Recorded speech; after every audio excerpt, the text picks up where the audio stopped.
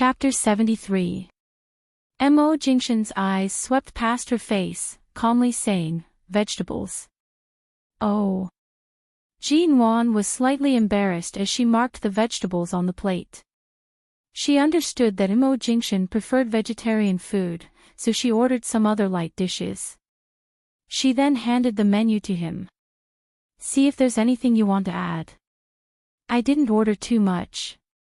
Mo Jingshan received it but did not look at it, directly handing it to the waiter by the table.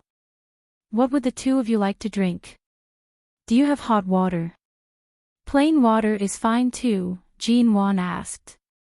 "Yes, we'll bring it up immediately." "Sir, what would you like to drink?" "The same." Jean Wan immediately raised her eyes to look at Mo Jingshan, silently remembering in her heart that she knew Mo Jingshan did not like milk. He also did not particularly like coffee or tea. Furthermore, like her, he had a soft spot for plain water. With such a healthy diet, she had most likely already grasped his tastes. The waiter turned to leave with the menu. Not long after, the clear soup Jean Wan had ordered was brought over. In less than a minute, steam began to rise between the two of them. "I was worried earlier that you wouldn't be used to such an environment," Jean Wan said as she received the glass pot from the waiter. Inside was warm water with lemon slices. Mo Jingshan's handsome brows moved slightly. "What do you mean?" "It's hot pot. For someone like you who usually socializes in hotels and goes to formal occasions, I don't think you have a preference for this kind of thing." "It's true that I don't have a preference, but it doesn't mean that I won't eat it." Mo Jingshan only smiled, not mocking her for deviating from the topic. "Then do you like sweet food?" Jean Wan suddenly held her face, looking at the man's handsome face through the steam. He watched her. "Are you planning to start understanding my preferences?" Jean Wan smiled calmly.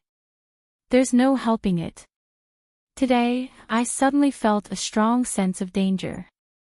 If I don't take the initiative, my husband will be snatched away by someone else." Mo Jingshan chuckled softly. "I'm guessing that you definitely don't eat sweet food," Jean Wan muttered to herself. Previously, when he bought the glutinous rice balls for her to eat, there were many leftovers. He did not eat a single bite. The taste was too sweet. He most likely did not like it. He raised his eyebrows. She had answered correctly. After eating the hot pot to their heart's content, Jean Wan kept asking questions, to which Mo Jingshan occasionally answered and occasionally ignored. In the end, when she even asked him what color he liked, he could no longer bear it and brought this little woman, who had suddenly become inquisitive, out of the hot pot restaurant. Jean Wan stayed at home and read the company's documents and various reports for 2 days. She did not go out. In the meantime, Ji Mengran had called her twice, but she didn't pick up either of them. She pretended to be dead and ignored them. The night before Elder Mo's birthday banquet, Ji Mengran called again. Jean Wan had just come out of the study. She glanced at the caller ID and picked up the call expressionlessly.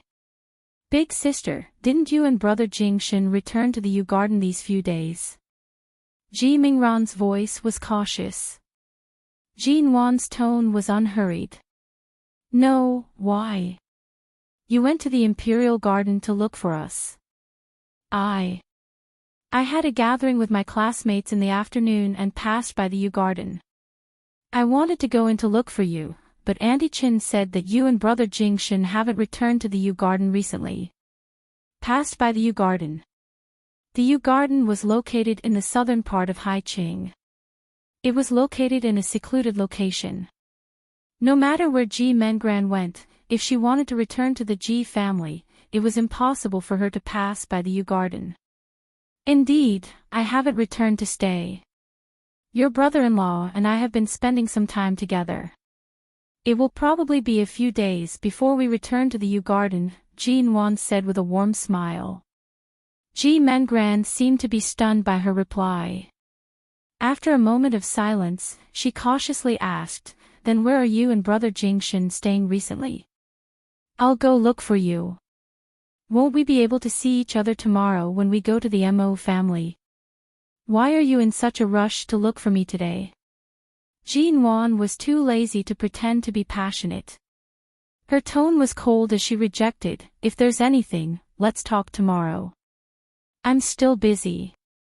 I brought something good for you. Big sister, if it's convenient for you, let me go look for you. Ji Mengran was very persistent. Jean Wan was silent for a moment. She wanted to see what exactly she was trying to hide. Tomorrow was Grandfather Mo's birthday banquet. For the past 2 days, Ji Mengran had been so eager to contact her. There was definitely something fishy going on. Jean Wan met up with Ji Mengran at a dessert shop. From start to finish, Jean Wan did not reveal where she was staying. When they arrived at the dessert shop, Ji Mengran saw Jean Wan sitting by the window drinking milk tea and looking at her phone. She walked in. Jean Wan pretended not to see her. Her eyes were glued to the few news articles that had just been scrolled down. She appeared to be defenseless. When Ji Mengran walked to the table, she only spoke gently and coolly, "Take a seat." What exactly is the matter? She was too lazy to give Ji Mengran too much face, and there was no need for her to pretend to have a deep sisterly relationship. Ji Mengran pushed an exquisite square box toward her. Previously, didn't you say that you were going to give a chessboard to Elder Mo? I begged Dad for a long time, and he finally agreed to give me this chessboard. Big sister, tomorrow, you can give this to Grandfather Mo. Ji Mengran did not know that the chess record was already in her hands. Jean Wan did not even raise her head, continuing to look at her phone. Her voice was cold and clear, carrying with it a distance of 1,000 miles. Grandfather Mo's birthday, you seem to be very concerned about it.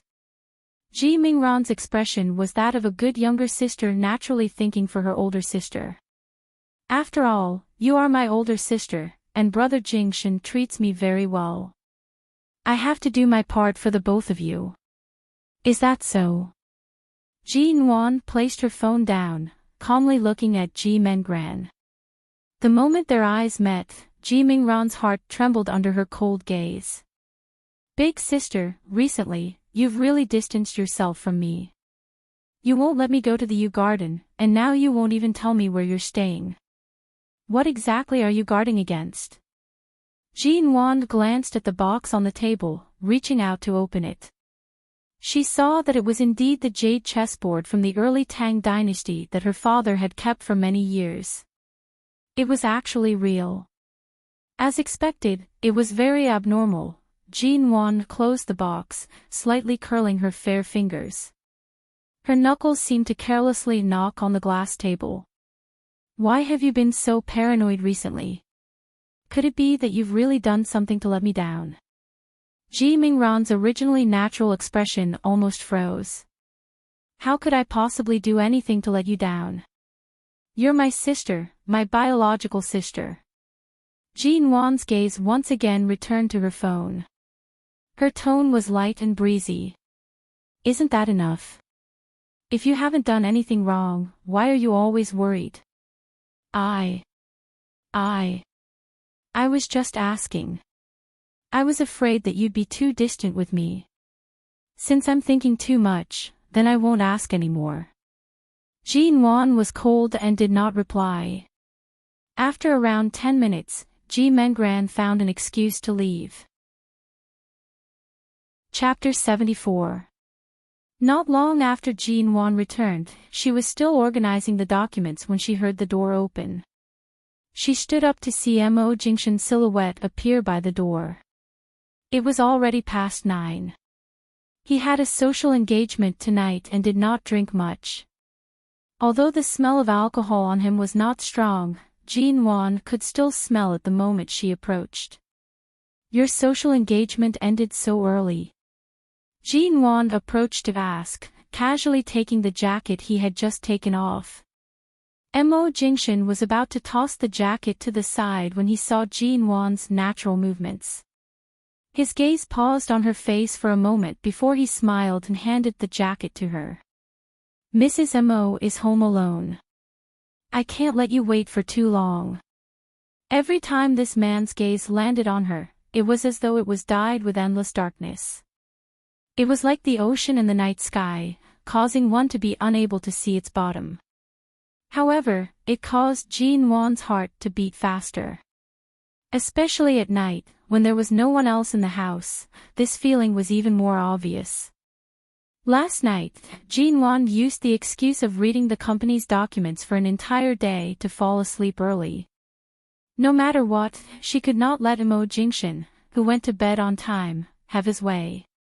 Tonight, could she use the excuse of going to Grandfather Mo's birthday celebration tomorrow to bluff her way through for one more night? Do you want to take a shower first? Although the faint smell of alcohol on his body was not unpleasant, Jin Wan felt that it was better for him to take a shower first. Otherwise, if he continued to stare at her like this, she would most likely be thrown onto the bed in less than 10 minutes. He was clearly a man with a gentle aura. Even the smile on his lips was filled with gentlemanly self-restraint. But who knew better than her? In bed, this man, cough. Not only did he not control himself, he would even bite. The hickeys on her body had just faded slightly. She did not want to let him have his way again. All right. He did not reject. While he entered the bathroom to take a shower, Jin Wan directly went to boil some water. Although he was not drunk, it was common for different types of alcohol to be mixed at social engagements. Even if he was not drunk, it would still hurt his stomach. She wanted to make a cup of tea to warm his stomach and sober up. Furthermore, this rare feeling of simply enjoying a world with just the two of them, to her, she really wanted to cherish it more. In the bathroom, the sound of water did not stop. Jin Wan recalled that she had forgotten to bring his clothes to change earlier and turned to return to the bedroom. A few minutes later, she placed the clothes in front of the bathroom door. She knocked once. I'll leave the clothes outside. As soon as he finished speaking, he turned to leave. However, before she could turn around, he suddenly opened the bathroom door. Jin Wan's eyelids twitched. Perhaps this was not the first time she had seen such a high-definition and censored scene, but she still blushed. He was on the bed, but he suddenly stood in front of her so openly. She couldn't accept it, so she turned around and wanted to run away. Unexpectedly, Mo Jingshin suddenly reached out and pulled her back. "Aw, you're covered in water. You haven't wiped it off yet. What are you going to do? Come, let's wash together." The next day, before going to the Mo family, Jin Wan first returned to the Ji home. After a night of indulgence, there was not a single part of Jin Wan's body that did not feel sore. Even when she walked, her legs felt weak. "Why didn't you go to the Mo family with Jingshin?" Ji Hongwen asked when he saw Jin Wan. Jin Wan answered with a smile. Some relatives who came back from abroad arrived in the wee hours of the morning. There wasn't a convenient car, so Jingshin went to the airport to pick them up. "I didn't intend for him to detour half of Haiqing to come home to pick me up, so I came to go to the Mo home with you." The group boarded the car and prepared to set off. Before they set off, Jin Wan suddenly said, "Wait for me in the car. My stomach isn't feeling well. I'll be right back." Ji Mengrand and Shinharu had already boarded the car. Their eyes were fixed on her figure. For some reason, they felt that Jin Wan's motive for coming back so early in the morning was not so pure. However, they had already boarded the car, and there was no way for them to get off to check on the situation. Shinharu sat in the car and could not help but say, "Wan, wouldn't it be better to call the Mo family's chauffeur to pick her up? Taking such a long detour back to the Ji home, I really don't know what she's thinking." Ji Hongwen coldly glanced at her. "Even if Wan is the Mo family's granddaughter-in-law, she's still my, Ji Hongwen's, daughter. Jingshan isn't by her side, so there's nothing wrong with her going with us.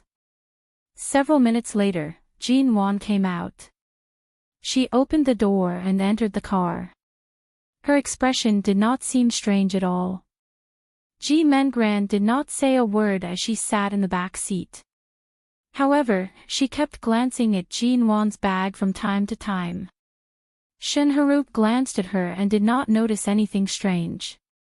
She then shifted her gaze away.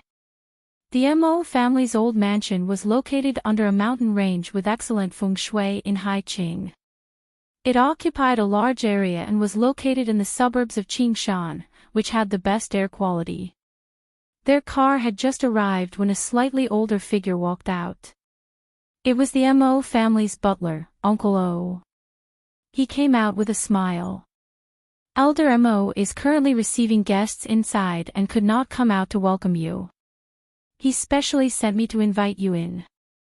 As he spoke, Uncle O glanced at Shinharu, who was following behind Ji Hongwen. Thinking of the family behind Shinharu, he could not help but smile. What a coincidence. The Qin family is also here today. It's rare to see people from the four main families of Haiqing appear at the same place. The four main families of Haiqing, the Mo family, the Qin family, the Ji family, and the Xing family. Before Shinharu married Ji Hongwen, she had relied on the Xing family to survive because of her ex-husband, although she no longer had any connection with the Xing family. That's right. Ji Mengran suddenly interrupted in a low voice. But Auntie Shen is the only one who came today. I haven't seen Brother Xing for a long time. Hearing the words Brother Xing, Ji Hongwen's eyes turned cold, and Shinharu suddenly looked a little uncomfortable. In silence, they all took a seemingly unintentional look at Jinwan. Jinwan raised her hand, her expression unchanged, and casually tucked a strand of hair behind her ear. Uncle O, where is Grandfather Mo receiving guests? Let's go straight there. Uncle O led them inside. Wherever she passed by, the guests' attitudes toward Jinwan were not very warm. In her previous life, Jinwan had never been nice to these elders. If she suddenly took the initiative to greet them now, it would be too strange, and the change in her character would be too abrupt, so she simply followed Uncle O quietly all the way. Uncle O led them into the banquet hall inside. At first glance, they saw Elder Mo, who was in high spirits although he was leaning on a cane. Hey! Are you all here? Seeing them, Elder Mo turned and walked over. Grandfather, I wish you happiness as boundless as the East Sea and longevity as long as the South Mountain. Jinwan rarely looked gentle and obedient. Jingshan has just picked up the guests from afar at the airport. I guess they will be here soon. When everyone is here, we will give you a good birthday. No hurry, no hurry. It's good that you are here. I'm happy to see you all together. Elder Mo was in a good mood because it was the first time that Jinwan had called him grandfather so intimately. He thought of the phone call he made to the United States 2 nights ago and scolded his son for more than half an hour. Thinking about it, he felt it was worth it. Grandfather Mo, happy birthday. Suddenly, a soft voice came, with a hint of gentleness and respect. Chapter 75. Although she did not expect it, it was not too sudden for her to come. Although An Shuyen was only Mo Jingshan's secretary, she was friends with the Mo family. Right now, she was in the country, and it was Elder Mo's 80th birthday. It was normal for her to come. Jinwan immediately saw the exquisite gift box An Shuyen was holding. An Shuyen was extremely beautiful. Her brows were soft, her facial features exquisite, and her aura elegant.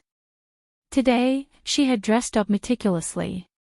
She was no longer wearing the simple attire she wore in the office. Instead, she was wearing a low-key, gentle dress that showed off her status. Her every frown and every smile was like the daughter of a wealthy family the elders spoke of. Elder Mo turned back. "Io, Shu Yan is here so early. You've just returned not long ago. You should still be jet-lagged. It's a rare day off, so you should rest more. Why did you wake up so early?" And Shu Yan acted as though she did not see Jin Wan, who was being tugged by Elder Mo's side. She only smiled and said, "It's fine. CEO Mo usually takes good care of me. It won't be too tiring working by his side." As she spoke, it was as though her earlier words were unintentional. She smiled and handed over the gift box in her hands. This child, it's already not easy for her to come back to visit. Why did she bring a gift? Elder Mo smiled, excitedly reaching out to receive it. Shu Yan has already grown so big. We're really old. Wasn't this child developing in America? Why did she suddenly return? Could it be that she specially came to celebrate Elder Mo's birthday? She's really thoughtful. When the elders of the Mo family entered the door and saw An Shu Yan, they directly approached her with smiles on their faces. At the same time, someone agreed, "That's right." Back then, we all thought that Shu Yan would become the Mo family's granddaughter-in-law. Who would have thought? Before that person could finish speaking, he was slapped on the hand by his husband. He immediately shut his mouth and looked awkwardly toward Jin Wan. In an instant, everyone's gaze shifted toward Jin Wan. Jin Wan appeared as though she did not hear anything. She received the unopened gift box from the elder's hands and placed it on the shelf by the side. She turned back to say, "Everyone, sit down and chat. I'll go cut some fruits for you." The surrounding people who were waiting to watch a good show were startled. They did not expect Jin Wan to take on the attitude of half a mistress of the Mo family without batting an eyelid. Even the opportunity for others to continue making sarcastic remarks had been blocked, and Shu Yan saw that her unopened gift had already been placed on the display shelf at the side, buried under the other gifts. She was still smiling, and her eyes seemed to inadvertently look in the direction Jin Wan had left. This Jin Wan seemed to be different from the one she had heard before returning to the country. Jin Wan brought the freshly cut fruit out. Her words and actions were appropriate. The elders who were waiting to catch her could only glance at her. Due to the presence of the elder, most of them reluctantly gave her some face, but there were still some whose eyes were filled with obvious disdain. "Girl, go outside and take a look. Has Jingshan returned?" Elder Mo saw that almost all the guests had arrived and directly spoke to Jin Wan. "All right." Jin Wan turned to leave. Right now, not only was Jin Wan's actions impeccable, even the elder had clearly revealed her identity in front of everyone. Any unfriendly gazes were clearly seen by the elder. Jin Wan walked to the courtyard where Elder Mo and the guests could not see her. She suddenly saw her aunt, Mo Pylon, standing in front of her. She was currently chatting and laughing with several middle-aged women around her age. She turned back to see Jin Wan and coldly glared at her. Jin Wan pretended not to see and walked out. Mo Pylon walked over and blocked her path. "Yo, didn't you just arrive? Where are you going? Could it be that you were chased out?" Without the elder's protection, I'm afraid you'll be crushed to death by the eyes of your relatives and friends, right? In this Mo family, there really aren't many who like you. Jin Wan's expression did not change. "Look at my eyes. I actually just saw an ant. Why didn't you go in to sit? Instead, you're standing outside eating melon seeds." Mo Pylon's expression faltered. Before she could speak, she heard Jin Wan leisurely say with a smile, "I almost forgot. The Mo family has a rule. I'm afraid there isn't even a place for Aunt to sit in the guest hall. Inside are all the Mo family's direct relatives or important figures. As for you, you can only grab a handful of melon seeds and stand outside in the cold wind." Mo Pylon harshly glared at her. If it wasn't for Jingshan protecting you, do you think you can enter? Jinwan is the Mo family's official granddaughter-in-law. Even if others can't enter, she has to. All of a sudden, Mo Jingshan's voice came from behind Mo Pylon. Mo Pylon faltered.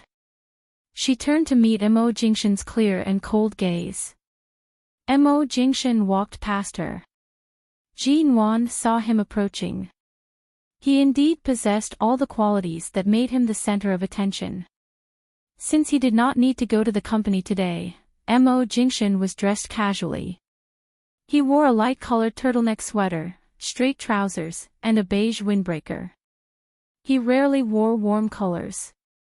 Today, he was not dressed high and mighty, but it made him appear more realistic in front of Jinwan. His fashionable and low-profile clothes made his skin look slightly pale. Under the dazzling sunlight in the front yard of the Mo family's old mansion, it seemed to be hidden. Only a pair of deep, ink-like eyes and thin lips could be seen.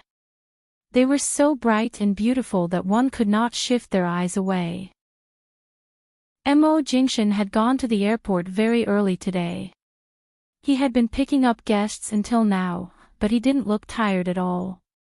When he came up to Jinwan, his brows relaxed, his lips curved, and he adjusted the collar of her coat. "Why aren't you inside?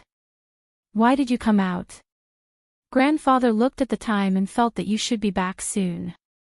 He asked me to come out and pick you up. Go in. Don't stand outside in the cold wind." Mo Jingshan put his arm around Jinwan's waist and walked back. He did not even give that so-called aunt a second glance. They entered the guest hall. Originally, it was bustling with various guests chatting in groups of 3 to 5. The elder was also speaking with several elders. The moment Mo Jingshan appeared, the hall suddenly became quieter. The moment they saw Jinwan, who was openly held by Mo Jingshan, walk through the door, the guests who had secretly ridiculed her when he was not around all fell silent. None of them dared to make a sound. As Mo Jingshan walked through the door, their expressions softened. The mockery turned into flattery, the mockery turned into smiles, and their cold gazes turned into warm gazes. Jinwan thought that the Mo family's relatives and friends were all elites who had been honed in the upper class. Even if these people had many tricks up their sleeves, right now, they were all blocked by Mo Jingshan's sharp eyes. Chapter 76.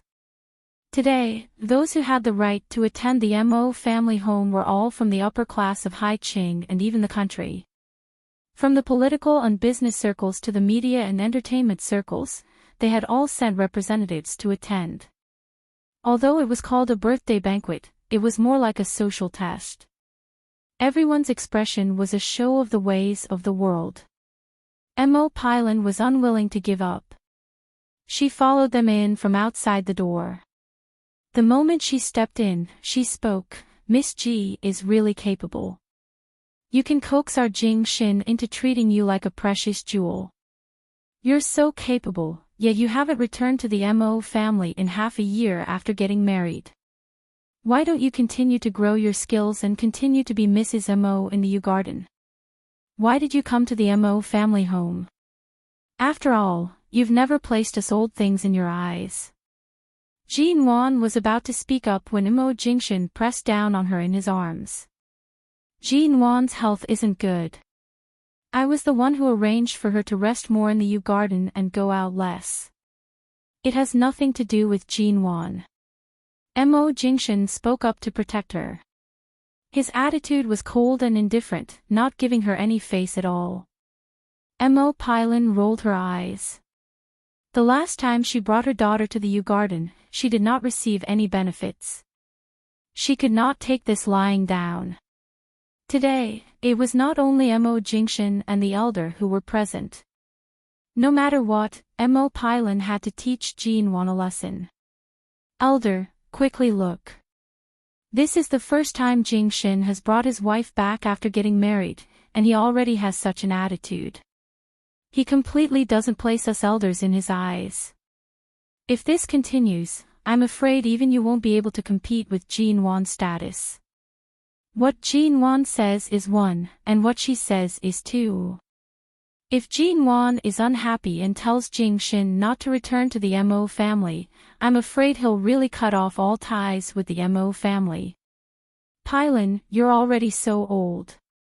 Don't you know how to keep a lid on your words? Elder Mo furrowed his brows, his gaze impatient as he said, I asked them to set up their wedding house in the Yew Garden and not stay in the Mo family home. I wanted them to live peacefully. This half a year, there hasn't been any major events at home. Jing Shen is usually busy at the company. Why would they return to the Mo family? Stop stirring up trouble here. Mo Pailin's expression froze, and she had no choice but to change her expression. Although she had a smile on her face, she still continued to nitpick, how am I instigating?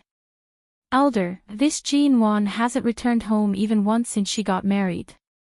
I'm just trying to talk to her from the perspective of an elder.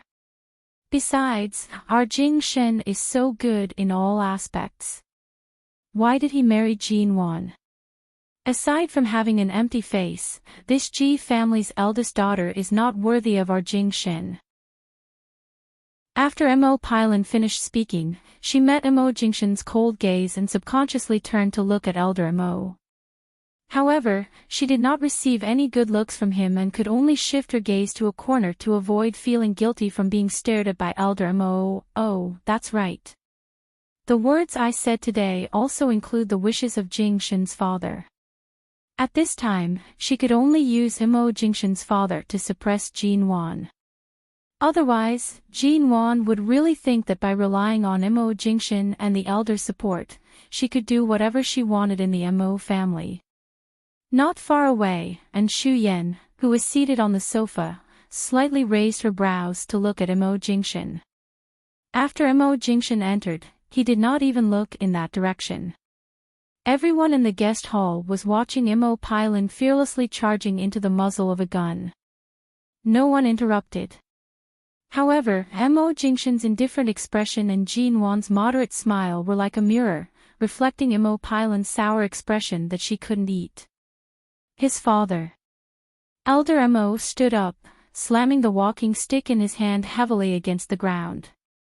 He sternly said, I'm his father's old man. This old man hasn't said anything yet. How can it be his father's turn to speak? Mo Pailin's expression faltered.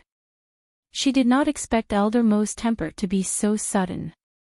I'm saying, grandfather, it's fine. Auntie is, after all, an elder. It's not a big deal for her to scold me. Previously, I didn't return to the Mo family to show my filial piety. It's indeed my fault. Jean Wan spoke up, her lips carrying a suitable smile. Mo Jingshen mildly curved his lips, helping her block Mo Pailin's following words. Auntie Nwan's stomach may already be pregnant with the Mo family's great-grandson. Don't scare her. After speaking, under everyone's shocked gazes, he held Jean Wan, who was slightly stunned, and sat on the leather sofa by the side. His actions and words were naturally protective. There was not a single part that did not show how important Jean Wan was to Mo Jingshen. It also showed that Jean Wan was not just carrying the title of Mrs. Mo Jingshen really doted on her and cared about her very much. What did you say earlier? Elder Mo appeared as though he had just woken up from a dream. Right now, he could not care less about Mo Pailin's twisted expression and directly glanced at Jean Wan's stomach. Mo Jingshen's gaze was cold and calm. Jean Wan suffered a cold when she was young. Her body is slightly weak. Even if she wants to be pregnant, she still needs a period of time to recuperate. In the past half a year, I've been letting her rest in the Yew Garden and reduce her movements. I didn't expect that such a small family matter would be an eyesore to Auntie's eyes.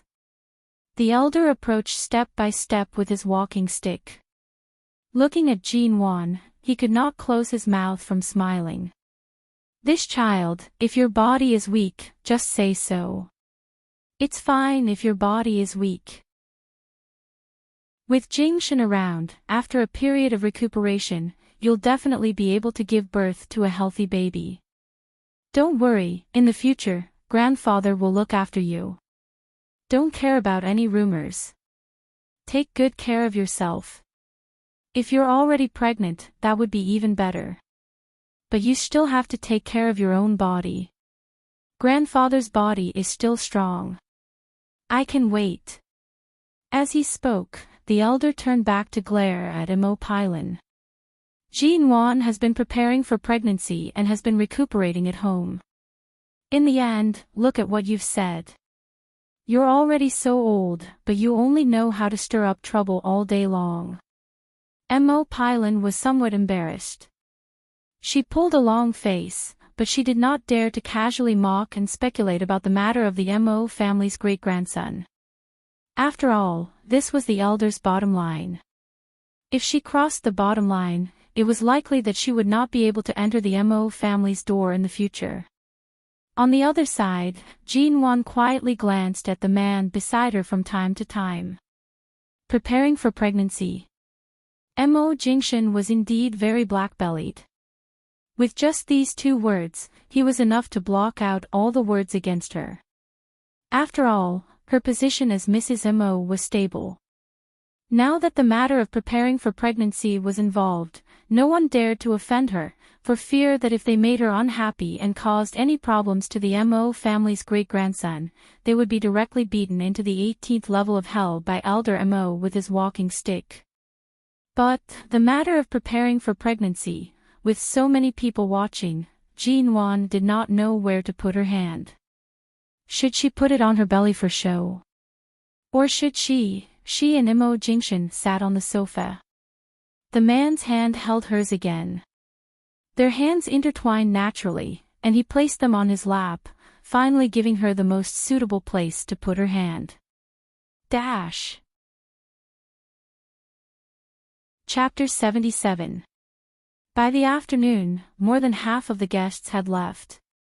The official birthday banquet would begin in the evening. The Mo family did not continue to receive guests from outside. Those who stayed in the guest hall were the immediate family members of the Mo family, or relatives and friends who were very close to them in terms of social status. Grandfather Mo, I didn't have the chance to speak earlier. This is the gift our Ji family has prepared for you.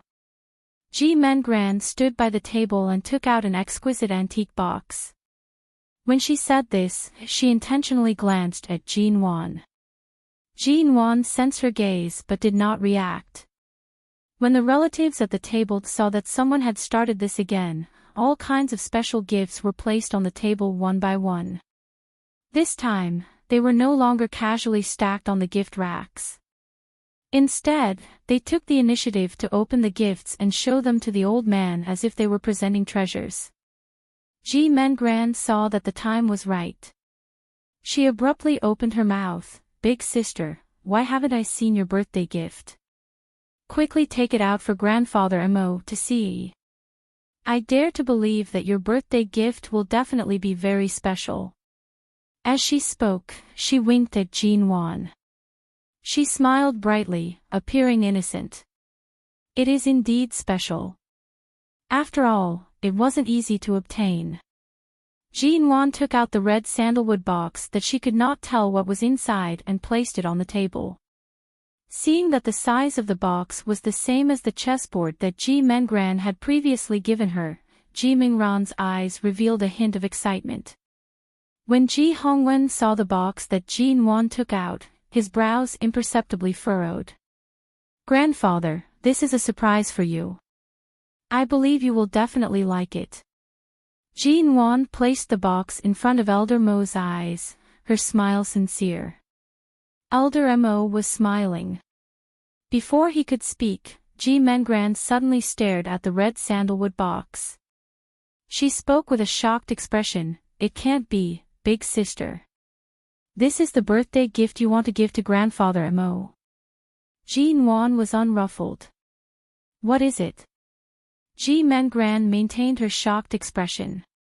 Looking at the size of the box, what is inside? Could it be our family's early Tang chessboard? A few days ago, Dad lost his most beloved antique. I didn't expect you to secretly take it away. Sis, I know you want to please Grandpa Mo, but you can't steal Dad's most treasured antique to present Buddha with borrowed flowers. At this moment, Ji Hongwen could barely sit still. My little daughter has a loose tongue. Elder Mo, please don't take offense. Nuan would definitely not do such a thing. As for this jade chessboard. Shenharu suddenly spoke up from the side. I was just saying that a few days ago, I felt that something was missing from the antique shelf in your study. I didn't expect that Jin Wan had actually secretly taken it away. As she said that, Shenharu shook her head and sighed. Although Nuan wanted to give something good to Elder Mo with good intentions, after all, a married daughter is like spilled water. When she returned to her maternal family, she didn't even inform them before taking away such a valuable antique. Although this can't be considered stealing, it is indeed against the rules. Shut up. Because the Mo family was present, Ji Hongwen did not fly into a rage. Instead, he kicked Shenharu harshly under the table, warning her not to speak carelessly. Shenharu did not make a sound, but her gaze subtly shifted toward Jin Wan.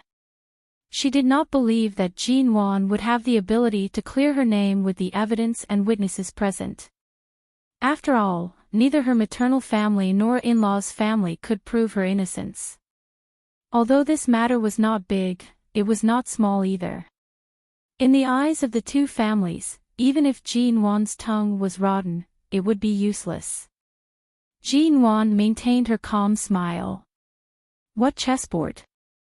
Mengran and Auntie Shin, why can't I understand a single word you're saying? It was truly an unexpected gain. This matter was actually not caused by Ji Mengran alone. She was still wondering how the chessboard could be taken out so easily. It seemed like Shenharu had helped her from behind the scenes. It was truly a flawless show. If it was the Jin Wan from her previous life who did not have her guard up against Ji Mengran, she would most likely be wronged to death.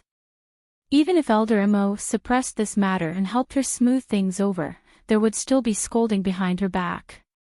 She would be mocked and ridiculed by her friends and family for the rest of her life. Big sister, don't play dumb. The chessboard is right inside. You can't possibly take back the gift that has already been delivered to Grandfather Mo. Ji Mengran raised her voice. Jin Wan glanced at her, an undetectable cold smile hidden in her eyes. Mengran, why are your words so strange today? Big sister, I'm doing this for your own good. Stop acting. You stole this jade chessboard from the early Tang dynasty and gifted it to Grandfather Mo. Even if Dad doesn't hold it against you now, this chessboard cannot be used as a birthday gift. Ji Mengran spoke while sighing. This chessboard belonged to a eunuch who caused chaos in the court during the early Tang dynasty. That eunuch was later sentenced to death by 1,000 cuts because of his conspiracy.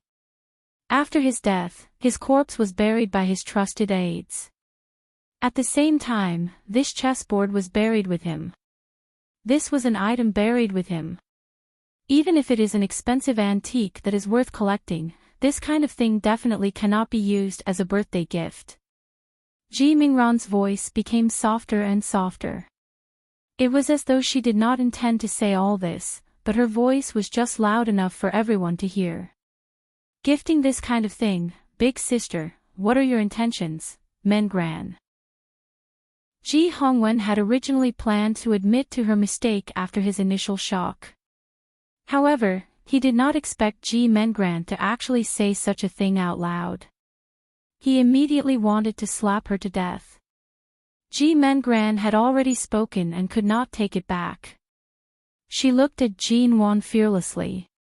However, she did not see any signs of shock, panic, or even fear on Jin Wan's face. She had finally found an opportunity to cause Jean Wan to lose her footing in the Mo family. She could not let it go so easily.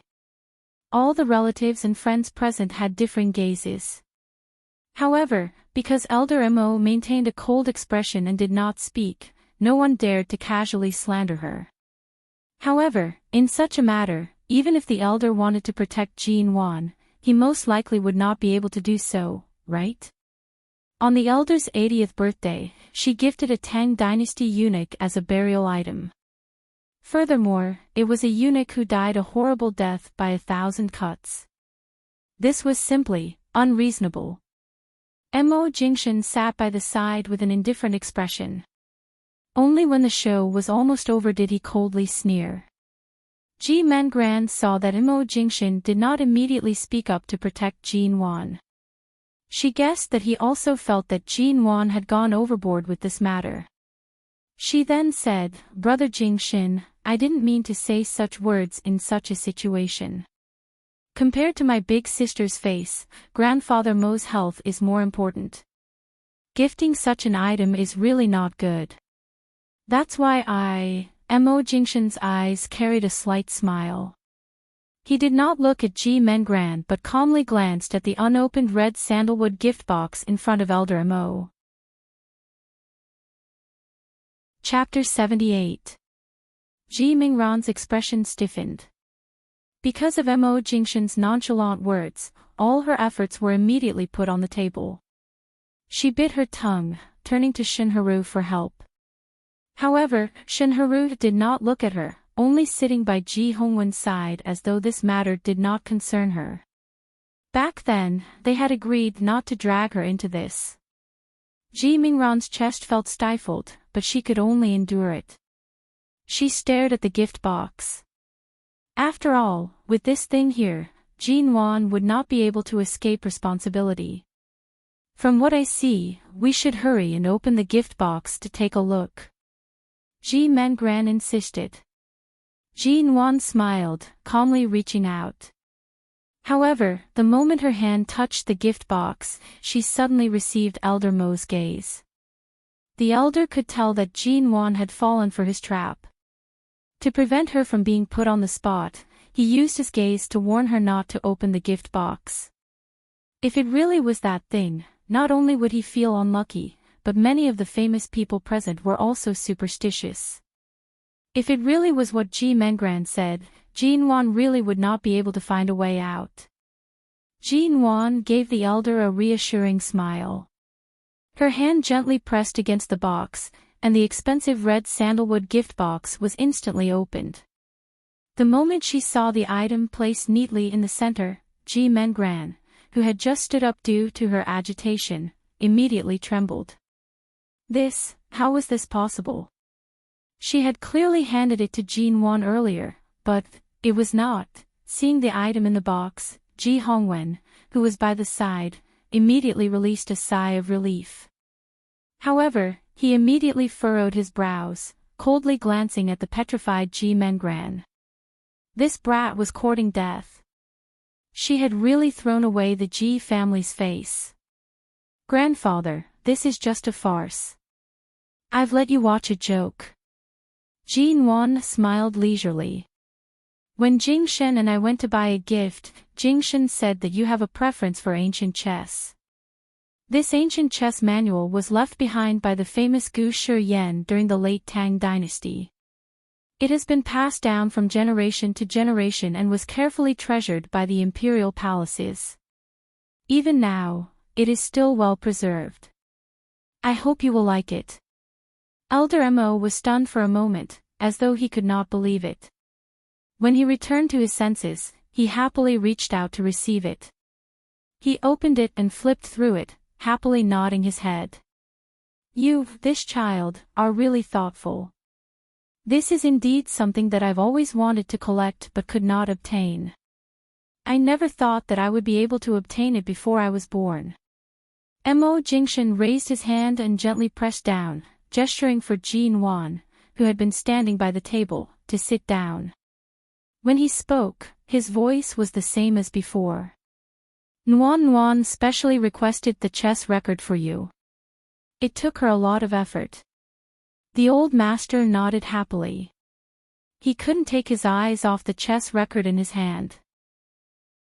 He kept looking at it carefully page by page. Obviously, he treasured it very much.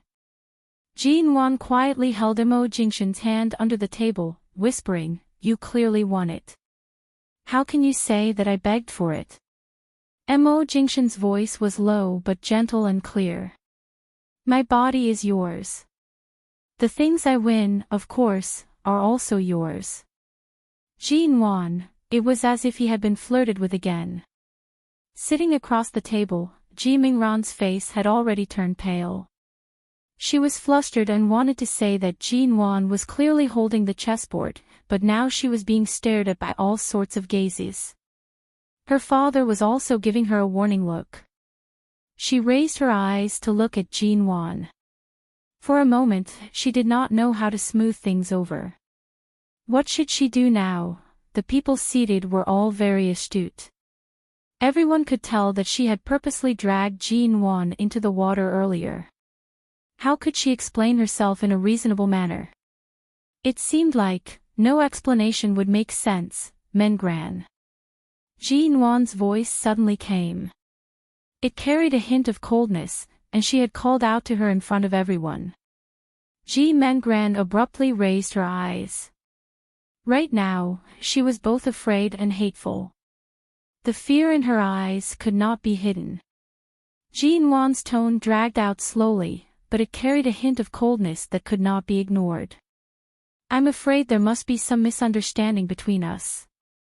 This is also your first time at the Mo family home. Why don't you follow me to the backyard for a walk? Let's have a chat." Ji Mingran's face paled. After so long, she already knew that Jinwan was no longer the same person who would allow herself to mess around. Aside from the Ji and Mo families, there were also many famous people present. She had really suffered a huge loss. Ji Mengran lowered her head and did not speak. However, she did not plan to follow her. Ji Hongwen angrily said, "Why aren't you leaving with your sister? Do you want to continue arguing in front of so many people? Your sister has already given you enough face."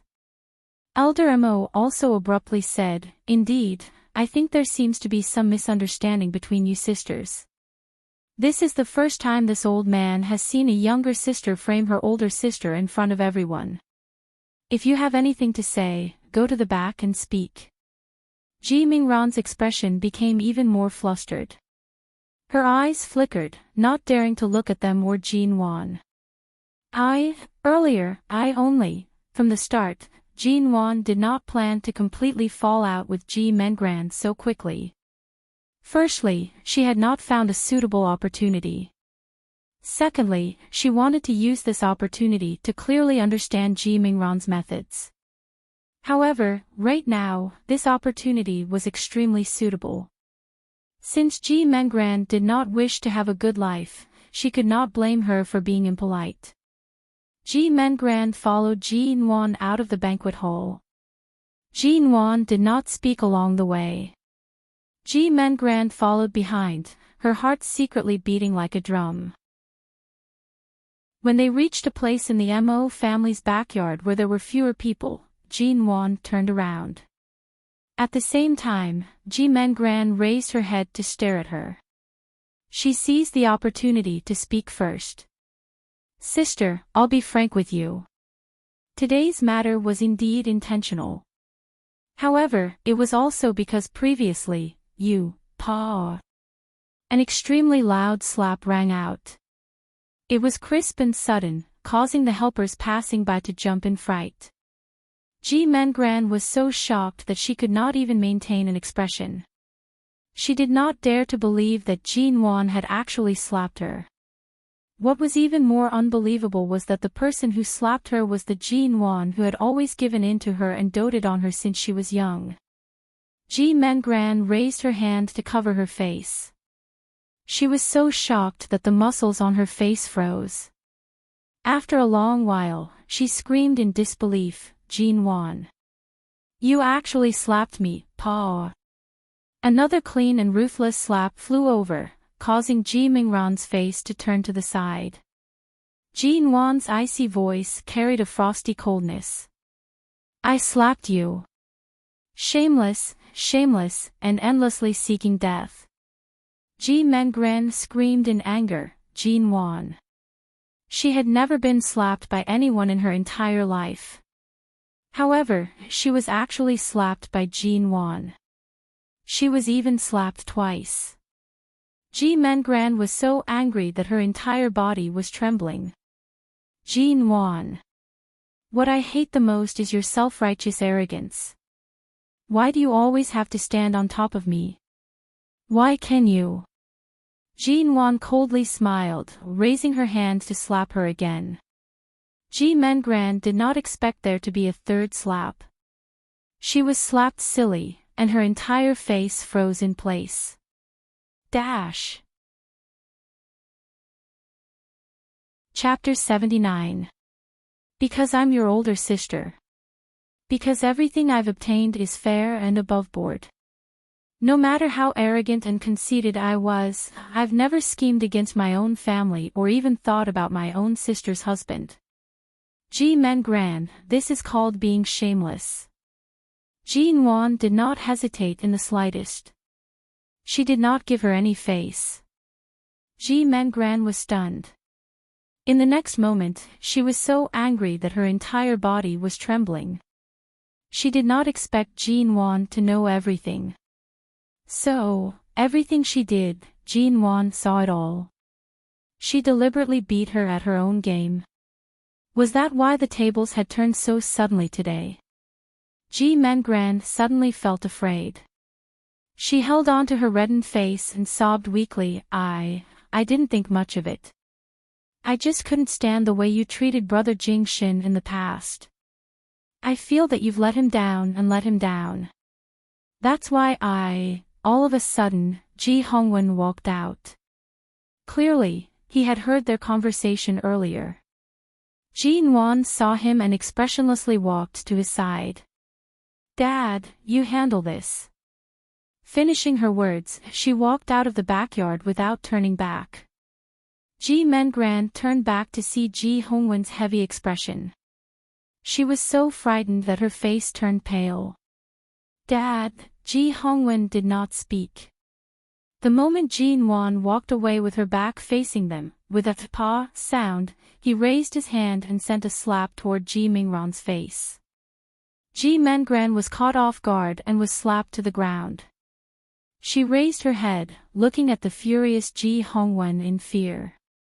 A chill of fear spread from her limbs and spread throughout her body. What you said earlier, was it all true? Ji Hongwen furrowed his brows. Ji Mengran looked at him, crying. Dad. I really just felt that older sister isn't worthy of Brother Jingshin and felt unfair for him. I can explain what happened today, stupid. Ji Hongwen's eyes were filled with anger. How could I have a daughter like you? After so many years, I've seen many grudges between rich families, but I didn't expect my own daughter to do such a lowly thing. Ji Mengran looked at Ji Hongwen's expression, not daring to say a single word. Her entire face was pale to the point of being transparent. The guests at the banquet had already forgotten about the little episode just now, and the congratulatory words of birthday came one after another in the guest hall. Elder Mo responded with a smile and carefully placed the chess record that he had been holding in his hands like a treasure into the red sandalwood box. At the same time, he called for Mo Jingshin to sit by his side. The grandfather and grandson sat together. Mo Jingshin's smile remained mild. After all, Elder Mo had seen everything that had happened earlier. Does that Ji Mengran have feelings for you? Elder Mo spoke in a low voice that only Mo Jingshin could hear. I understand the Ji family situation. Ji Hongwen is a good person, but these two daughters lost their mother a long time ago. Now the Ji family's second daughter is so hostile toward Ji Nwan. In my opinion, you should let Jean Wan go home less in the future. When you're free, bring her here more often. This old man doesn't have any other abilities, but I do have the ability to protect my granddaughter-in-law. Mo Jingshan smiled. All right. Coincidentally, Jean Wan returned at this moment. The moment she entered the guest hall, she saw Mo Jingshan sitting by grandfather Mo's side in a filial and considerate manner. His face carried a rare warmth and patience. Her heart trembled slightly. Mo Jingshan's tall figure lazily leaned against the back of grandfather Mo's chair. The lights in the guest hall shone through the antique decorations, illuminating half of the man's face. It was cold and noble, like the clear grass and trees on a foggy day. However, it seemed as though the sunlight had penetrated through it, adding a touch of warmth that was unapproachable. Jean Wan accidentally fell into a trance. The people present were all elites of the upper class and important figures of various circles. They all had extraordinary statuses and unique auras. Everyone's presence could not be ignored. But even in such an occasion, Mo Jingshan was still the one who attracted the most attention. Regardless of whether it was his self-restraint or his every movement, he was always the center of attention. Gee brat, you're back. Grandfather Mo saw her and raised his hand to beckon her over. What are you standing there for? Come, sit by grandfather's side. Jean Wan walked over. Originally, she wanted to go to the other side of grandfather Mo, but for some strange reason, she went to Mo Jingshan's side and sat by his side. Of course, she was not deliberately showing off her affection, but earlier, it was her instinct. Her feet did not listen to her and she moved closer to his side. Grandfather Mo saw all of this and smiled in a good mood. Taking the opportunity when a rich madam by the side leaned over to casually chat with Jean Wan, he softly said to Mo Jingshan, previously, you said that you're preparing for pregnancy. Is it true? Mo Jingshan chuckled softly. What do you think? TSK, what do you mean by, I think? I can see that the G family's girl is sincere toward you. Since the relationship between husband and wife is harmonious, you should take this opportunity to nurse her body back to health and give birth to the child as soon as possible. This way, this old man will be busy coaxing the child and won't have the time to worry about other things. Jean Wan vaguely heard grandfather Mo's words and turned her gaze over. However, the first thing she met was Mo Jingshan's gaze. Originally, she was slightly embarrassed by the topic of preparing for pregnancy. The moment she met Mo Jingshan's gaze, she saw his gaze that was as deep as the ocean. She felt that he really planned on agreeing to the elder just like that. The guests gradually dispersed. It was no longer early. Mo Jingshan was the eldest grandson of the Mo family. It was unavoidable that he drank a few cups of sake. Originally, he planned on driving home, but he decided against it. Grandfather Mo asked him to stay the night in the Mo family's old residence. After they got married, Jean Wan had not stayed in the Mo family home. It was only today that she found out that Mo Jingshan rarely came back to stay, but here, his room was cleaned every day. Although the Mo family's old residence was called an old residence, most of the buildings in the house were not old. Only the front three-story building with a simple front hall was somewhat old. However, the elder cherished the past and did not rebuild it. The few villas and pavilions at the back were all very beautiful. They were situated at the foot of the mountain range. It was said that the building closest to the mountain had a spring that was discovered several decades ago. However, outsiders were rarely allowed to soak in the hot spring. Only the Mo family had the right to do so. This place was situated at the foot of the mountain and had the fresh air. Furthermore, it was blessed with the peace and health that was hard to come by in the city center. In the middle of the house was a multi-story villa. The entire third floor belonged to Mo Jingshan. Chapter 80. In the dead of night. Jean Wan could not find a hairdryer in the bathroom and came out with a towel wrapped around her hair. The moment she walked out, she saw that Imo Jingshan had just entered. He carried with him the chilly air of the autumn night and the fresh scent of the Mo family's old residence. Under the light, his expression was gentle.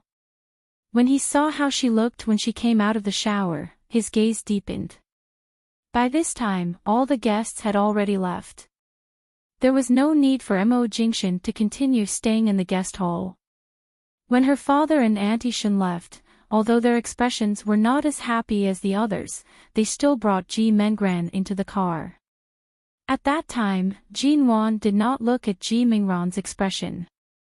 From the corner of her eye, she could see that she was slightly disheveled. She did not even dare to greet her before entering the car and closing the door. Today, regarding the matter of grandfather's birthday gift, although I was not the one who suffered a loss, there were so many guests present.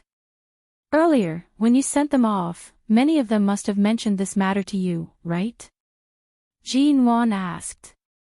Mo Jingshan lowered his head to glance at her. Today, the people who stayed behind all knew how to write the word propriety.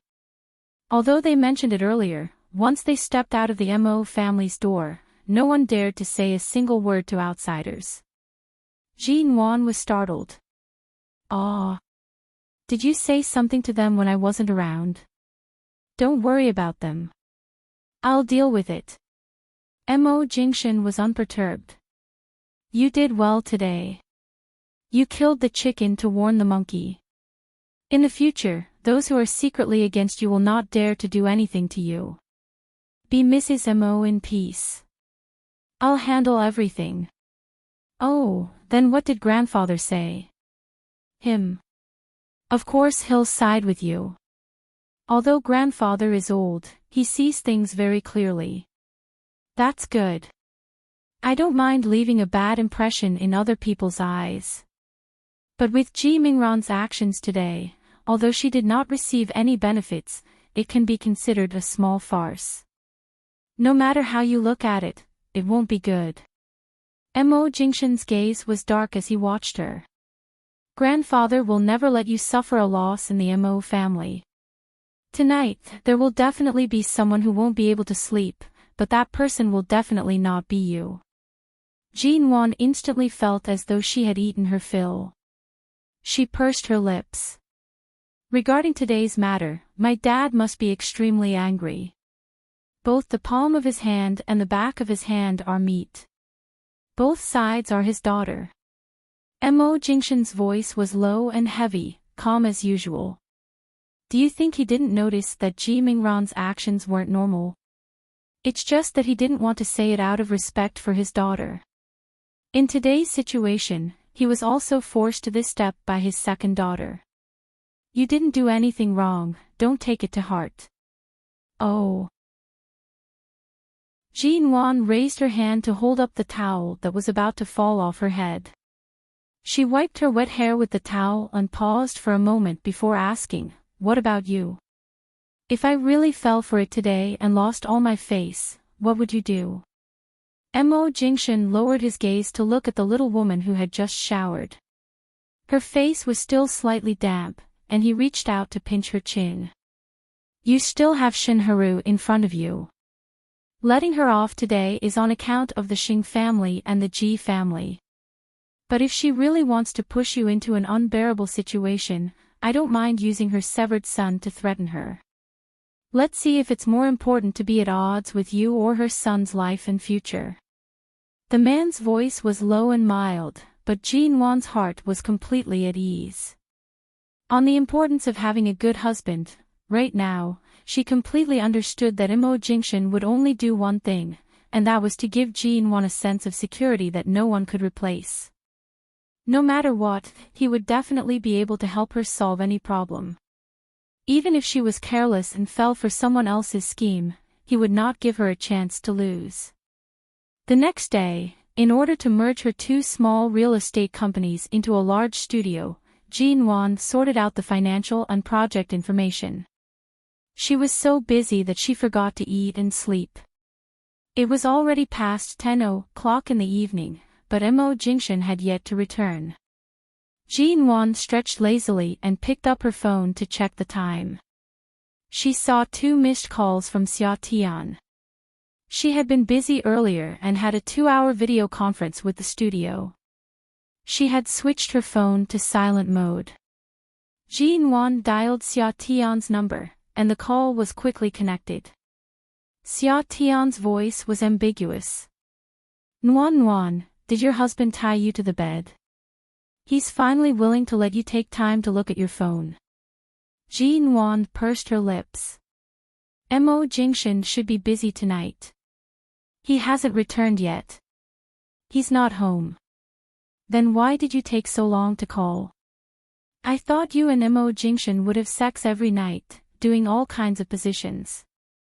Jean Wan turned to sit by the bed, picking up a pillow and hugging it in her arms. Can you stop thinking about such things? An unmarried man is even more ferocious than a married man like me. Xia Tian chuckled, sitting on the bed and taking a bite of watermelon. Jean Wan had not had time to go to the hospital recently. She asked tentatively, recently, you've been so quiet. You haven't even called me a few times. Is someone accompanying you? Xia Tian stuffed a lot of watermelon into her mouth.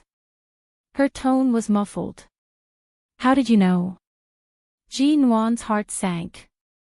The man who knocked you earlier, is he chasing you?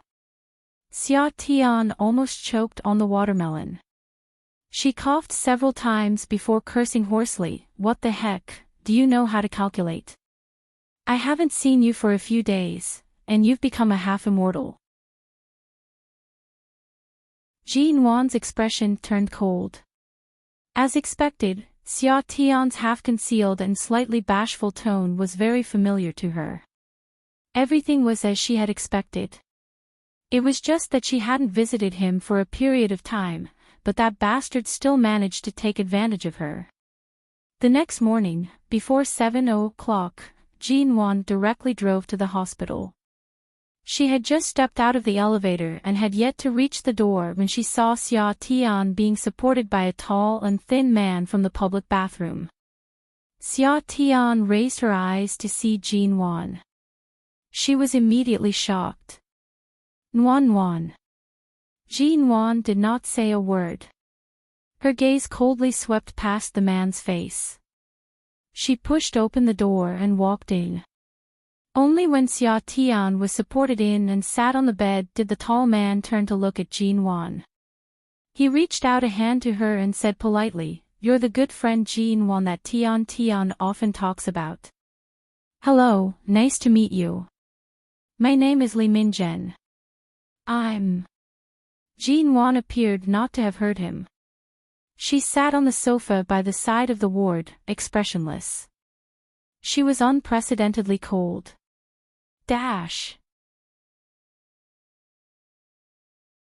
Chapter 81. Jean Wan's aura was too cold today. She did not give him any face at all. Xia Tian sensibly allowed him to leave first. When only the two of them were left in the ward, Xia Tian leaned against the bed. Nuan, your aura earlier was 8 meters. It was so cool. Jean Wan's face was expressionless. What happened? Did you treat what I said earlier as a fart? Xia Tian clearly did not expect Jean Wan to be angry to the point of scolding someone. Her expression was slightly embarrassed. I didn't forget. This surnamed Li has been chasing after me for many days. I never agreed. Why did he come to the hospital early this morning? A few days ago, he came to the hospital again because of my hospital fees. We casually chatted for a while and then he often came to visit me.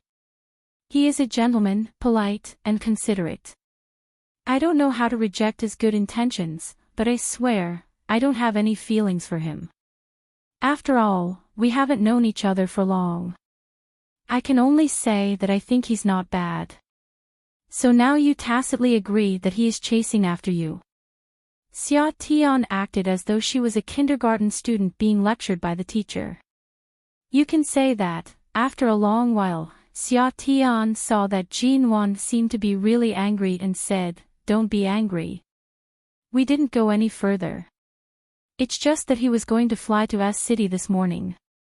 Before he went to the airport, he first came to the hospital to see me. He was going to leave just now, but I suddenly wanted to go to the washroom, so he helped me there. But I swear, he was waiting outside the washroom. There was absolutely no flirtatious or unnecessary contact between us." Seeing that Jin Wan was expressionless, Xia Tian no longer joked around and became serious. "We definitely won't develop to the stage you think we are. Believe me. Only a fool would believe you." If it weren't for the fact that she could not speak about her rebirth, Jin Wan really wanted to reveal the truth to Xia Tian and let her know how much she had fallen for this scum. She had been pregnant, miscarried, broken hearts, and sent to death. Each and every one of them was a bloody lesson. "How's your leg?" After a moment of silence, Jin Wan changed the topic. Xia Tian was caught off guard by the sudden change of topic. She paused for a moment before replying, "It's okay. If I hold a pair of crutches, I can walk 2 laps around the ward. However, my leg bone hasn't been completely reconnected yet, so I don't dare to stand directly on the ground for now. I'll go ask the doctor and see if you can be transferred to another hospital." Jin Wan stood up to leave. Hearing this, Xia Tian raised her eyebrows. "Transfer?" Jin Wan turned back and glanced at her. "Even if the one surnamed Li was the one who injured you, you don't have to worry about the fees. From now on, you can cut off contact with your family. You don't want to go home now, but it's not like you're cutting off your relationship with your family. You have your card with you, and you can afford any expenses. If you're afraid of trouble, leave the transfer to me. Just stay away from that scum." Xia Tian held her forehead. "You sound like my mother." Jin Wan paused and said, "I'm probably more worried than your mother right now. I even know a lot about that guy surnamed Li. Do you want to hear it? Your tone is very mysterious. Quickly tell me, what's his situation?" "He's the owner of a bank. His family already has a fiancée, but he likes to pretend to be a warm gentleman outside. Every few months, he would pick up all kinds of innocent young ladies. Countless women have had abortions and broken hearts because of him." Xia Tian supported her chin with one hand as she sat on the bed. She nodded calmly. "As expected, he's a scum. So, do you want to be the mistress that he secretly dates outside behind his fiancée's back, or do you want to be slapped in the face by the various mistresses and fives that he continues to date?" Xia Tian rolled her eyes. "I already said that I don't have any feelings for him. At the very least, I haven't reached the stage where I have feelings for him, and you've already killed it. Then immediately transfer to another hospital. Tell him to scram as far away as possible. If I want to transfer to another hospital, I have to get the doctor's signature, right?" Nuan, I was just about to ask you. Do you know my attending doctor?" Jin Wan paused. After a few seconds, she replied, "Not very familiar." "Not familiar? That attending doctor of mine has a poker face every day. I heard from the nurses that his personality has always been so cold. At first, I didn't think it was a problem, as long as my leg injury could be healed quickly. But I realized that every time I mentioned your name in front of him, his gaze seemed to be able to freeze me to death in an instant." Jin Wan shifted her gaze. "Why did you mention my name in front of him?" "A good bestie. Usually, when I'm bored in the hospital, when I chat with the doctors and nurses, I can't help but mention you." Xia Tian spoke in a loyal tone. "How about it? See how much I love you." "Love my ass." But then again, that ice block face of his, and he always wears a mask. Up until now, I still haven't seen what he looks like. I only know that others call him Dr. Xing. If it wasn't for the fact that every time I mentioned you, his expression would become even colder, I wouldn't have asked you if you knew who he was. His temper is so bad. How did this kind of person become an orthopedic doctor? I heard that he's even a provincial expert. Jean Wan's expression did not reveal any emotions. Perhaps it's because the last 2 times I came to the hospital, I didn't secretly give him a red packet. He felt that I, as a patient's friend, wasn't very sensible. He doesn't seem like someone who would fuss over such a small profit. Tisk, it's fine if you're not familiar with him. Xia Tian's expression appeared as though she did not want to be frozen again. I think it's best if you don't look for him about the hospital transfer. If it doesn't work out, Dr. Xing's face will most likely be covered in ice again. After a moment of silence, Jean Wan said, I'll think of another way.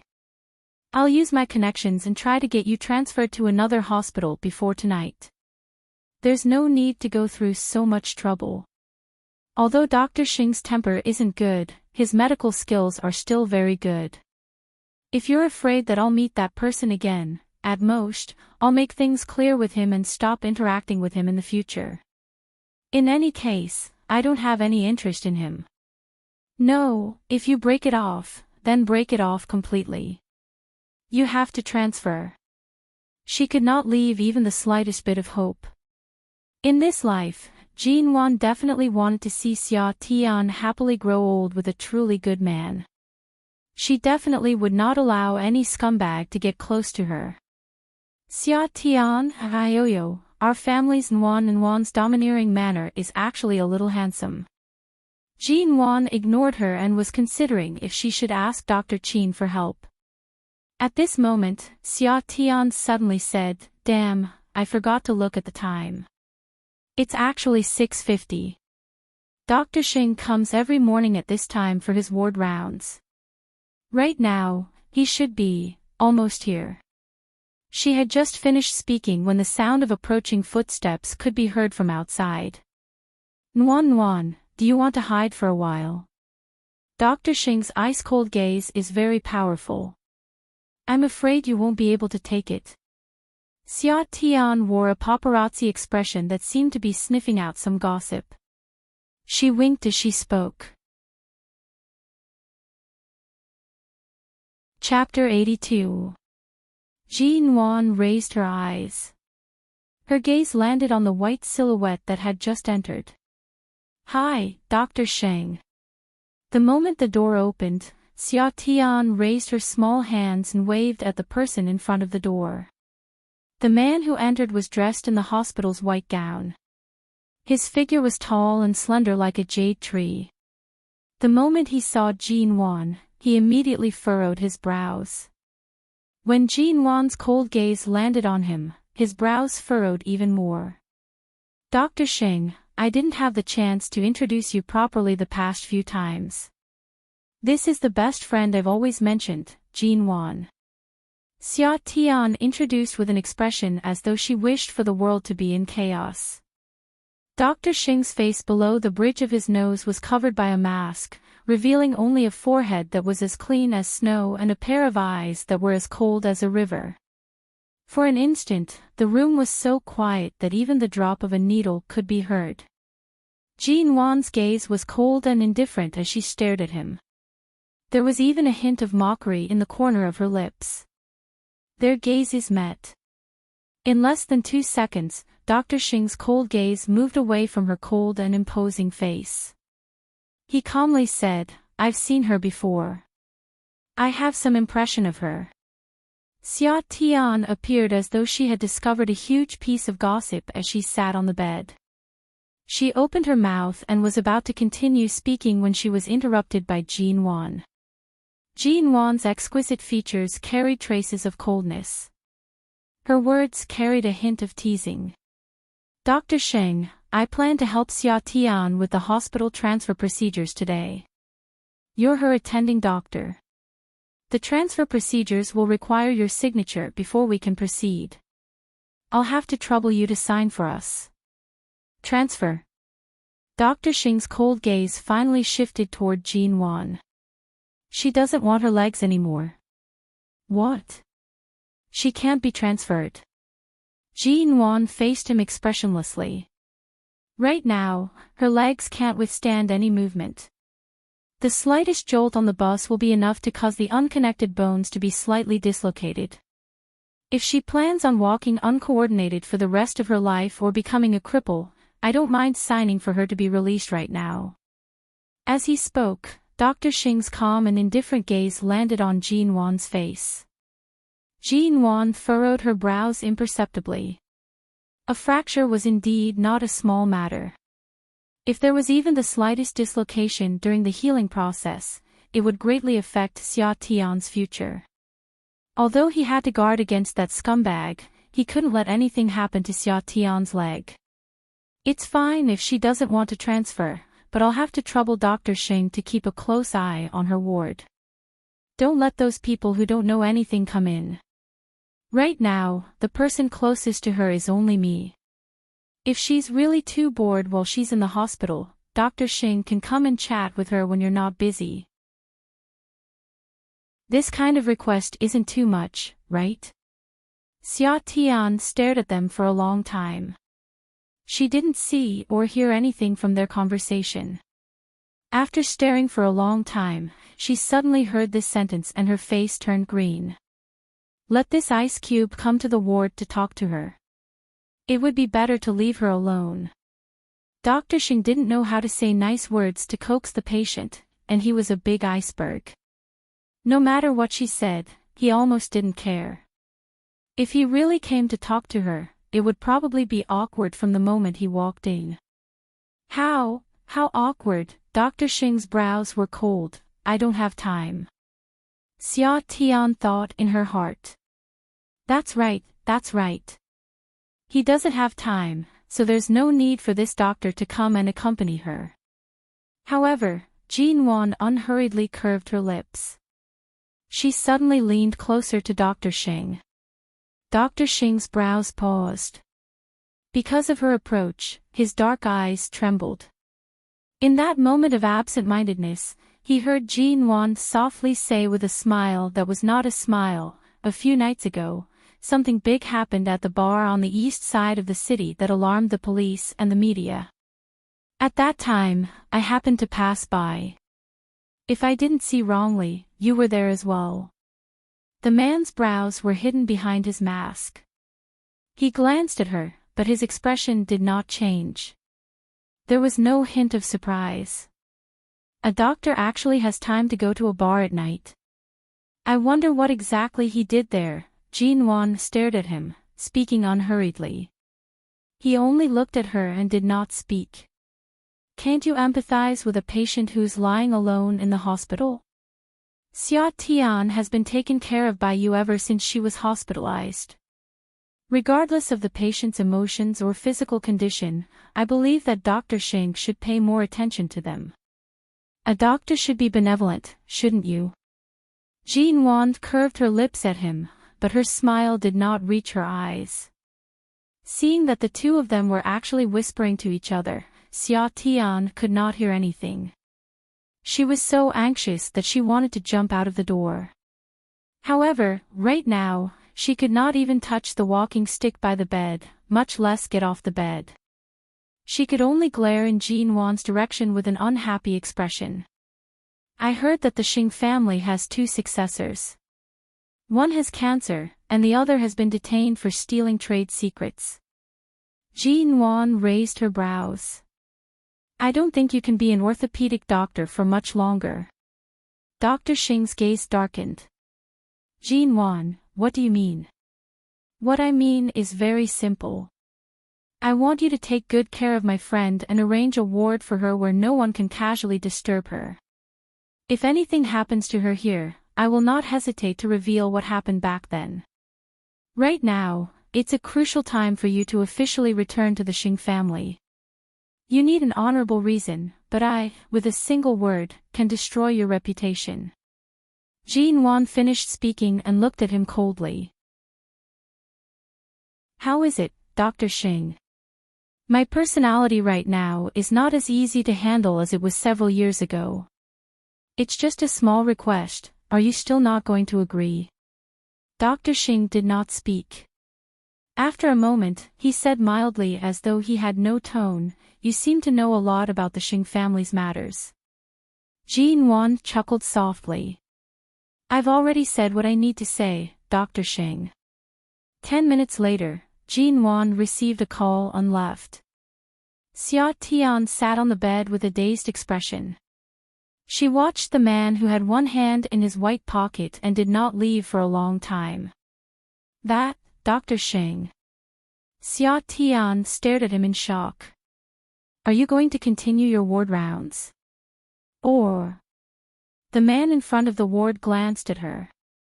His gaze was indifferent, as though he did not have any emotions. What did Jean Wan mean by leaving this block of ice in her room? After not receiving a response for a long time, Xia Tian obediently laid on the bed, tugging the blanket upwards. Her gaze occasionally drifted toward the ice mountain by the door. It was as though a century had passed when Dr. Xing's low and cold voice suddenly rang. What do you want to talk about? Xia Tian almost jumped up from the bed. She stared at him in astonishment. Her lips trembled for a long time before she swallowed her saliva. She carefully said. Really? The man furrowed his brows. His gaze remained cold, and he did not speak. She did not expect that he would actually agree to Jean Wan's request. Xia Tian suddenly spoke as though she had been blessed, that, chatting is secondary. If you don't want to talk, I won't force you. But, can you remove your mask for me to take a look? Dr. Xing looked at her coldly. After a moment, he silently raised his hand to take off his mask. Chapter 83. MO Corporation. The doors to the large conference room on the 20th floor opened. The various levels of management filed out. Shenmu followed behind Mo Jingxin, holding a stack of documents in his hands. As he read through them, he softly explained to Mo Jingxin several suspicious points from the meeting earlier. Mo Jingxin returned to the company's top floor. His long legs stepped out of the elevator. Secretarian, who had been waiting for a long time, approached him. CEO Mo, the G family's miss is here. Earlier on, you were in a meeting, so I had her wait for you in the office. Secretary An's smiling eyes met his gaze. The G family's miss. Mo Jingxin's words did not waver. If the person who came was Jean Wan, and Xu Yan would definitely not use such a form of address. Even if she did not address Jean Wan as Mrs. Mo, she would not use such confusing terms. Secretary An slowly smiled at him. CEO Mo, there are still some documents to tidy up in the secretary's office. I'll go get busy first. Mo Jingxin only listened and did not respond. He returned to the office. The moment he entered, he saw the so-called G family's miss. Ji Mengran was currently tidying up the documents on the CEO's office. There was a cup of freshly brewed coffee on the table. Mo Jingxin's expression was as cold as ice. What are you doing here? Ji Mengran raised her head and smiled at him. Brother Jingxin, have you been very busy recently? Mo Jingxin stood in front of the office door. The door was open, but he did not enter. His cold tone became heavier. This is not a place you can enter. Get out. Ji Mengran had just tidied up a stack of documents. Hearing his words, she obediently placed the documents back in their original positions. She then raised her eyes and smiled at him. Earlier on, I only wanted to wait here for you and help you tidy up. Seeing that you don't even have a cup of coffee, I personally brewed one for you. Hurry and try it. I don't know if you prefer American or Mo Jingshin's brows were slightly stern. The Mo Corporation doesn't lack secretaries or assistants. There's no need for you to do such things. I rarely drink coffee in the office. You can leave now. Ji Mengran didn't seem to hear his intention to drive her away. She moved away from his desk and walked closer to the door. As she walked, she said obediently, I know. My sister has been spoiled for a long time. She can't do this kind of thing. I just helped you tidy it up. As she spoke, she paused, her gaze seemingly glued to his body. Brother Jingshin, I can explain what happened at the Mo family that day. Mo Jingshin furrowed his brows. Ji Mengran bit her lip. At that time, I really didn't have any ill intentions. I just accidentally said the wrong thing. Then, big sister slapped me hard on the face and I accepted it. I've never done anything wrong since I was young. The first time I did something wrong, she slapped me hard 3 times. Today, I'm here to. Ji Mingran's eyes widened. After being grounded at home by her father for several days, she finally seized the opportunity to run out of the Ji family home when Ji Hongwen went to the neighboring city to discuss a collaboration. Shen Haru did not look at her too harshly. Ji Mengran had thought about it for the past 2 days. Since Jin Wan had made things clear that day, she couldn't act the way she did in the past. If she wanted to obtain this man, she had to adapt to the situation. As long as she persevered, she did not believe that Mo Jingshin would not be able to see her sincerity. 3 slaps. It seems like Jin Wan was merciful. Based on your uninvited actions today, it's only right for her to slap you 10 times, Mo Jingshin expressionlessly interrupted her. Ji Mengran suppressed the unwillingness in her heart. She choked for a moment before saying, Did you really not notice that Jin Wan has changed a lot? In the past, her words and actions were very straightforward. She would never beat around the bush when doing things. But the current Jin Wan, no matter what she says or does, it seems like there's a purpose to it. She hides a lot of thoughts.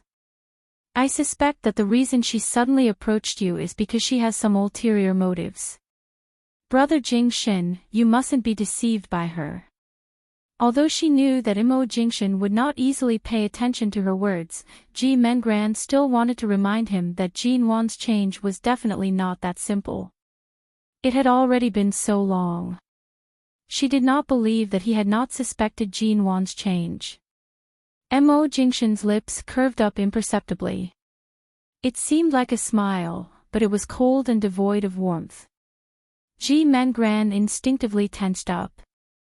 The Ji family's second miss came to my place to stir up trouble, and the person she's stirring up is even her own sister. Is this how your Ji family's upbringing is? Ji Mengran composed herself and smiled meaningfully. Our Ji family's upbringing. Brother Jingshin, can't you see it more clearly in my sister? Mo Jingshin's lips curved even deeper. His gaze also became much colder. Ji Mengran did not look directly into his eyes. In the past, the one who caused trouble in front of you was clearly Jin Wan. Brother Jingshin, you're so good to her. She's not worthy of your protection. In the past, she didn't seem to have a good upbringing in front of you. So, what's so good about Jin Wan? If you had even half of Jin Wan's upbringing and awareness, you wouldn't be thinking about your sister's husband. Mo Jingshin's thin lips spat out these cold words. He was extremely harsh. Scram! Ji Mingran's face instantly turned red and white. After being stiff for a long time, she bit her lips harshly. Brother Jingshin, I just want to talk to you more. I don't have any other intentions. There's nothing wrong with liking someone. Besides, back then, Jin Wan only married you unwillingly. It's only a family marriage. If it weren't for the fact that I'm still a year away from the legal age of marriage, perhaps the person who married you would be me. Mo Jingshin was cold and indifferent. Do you think that if the Mo family randomly shoves a fiancé into my hands, I'll definitely marry her? Ji Mengran heard the hidden meaning in his words and secretly furrowed her brows.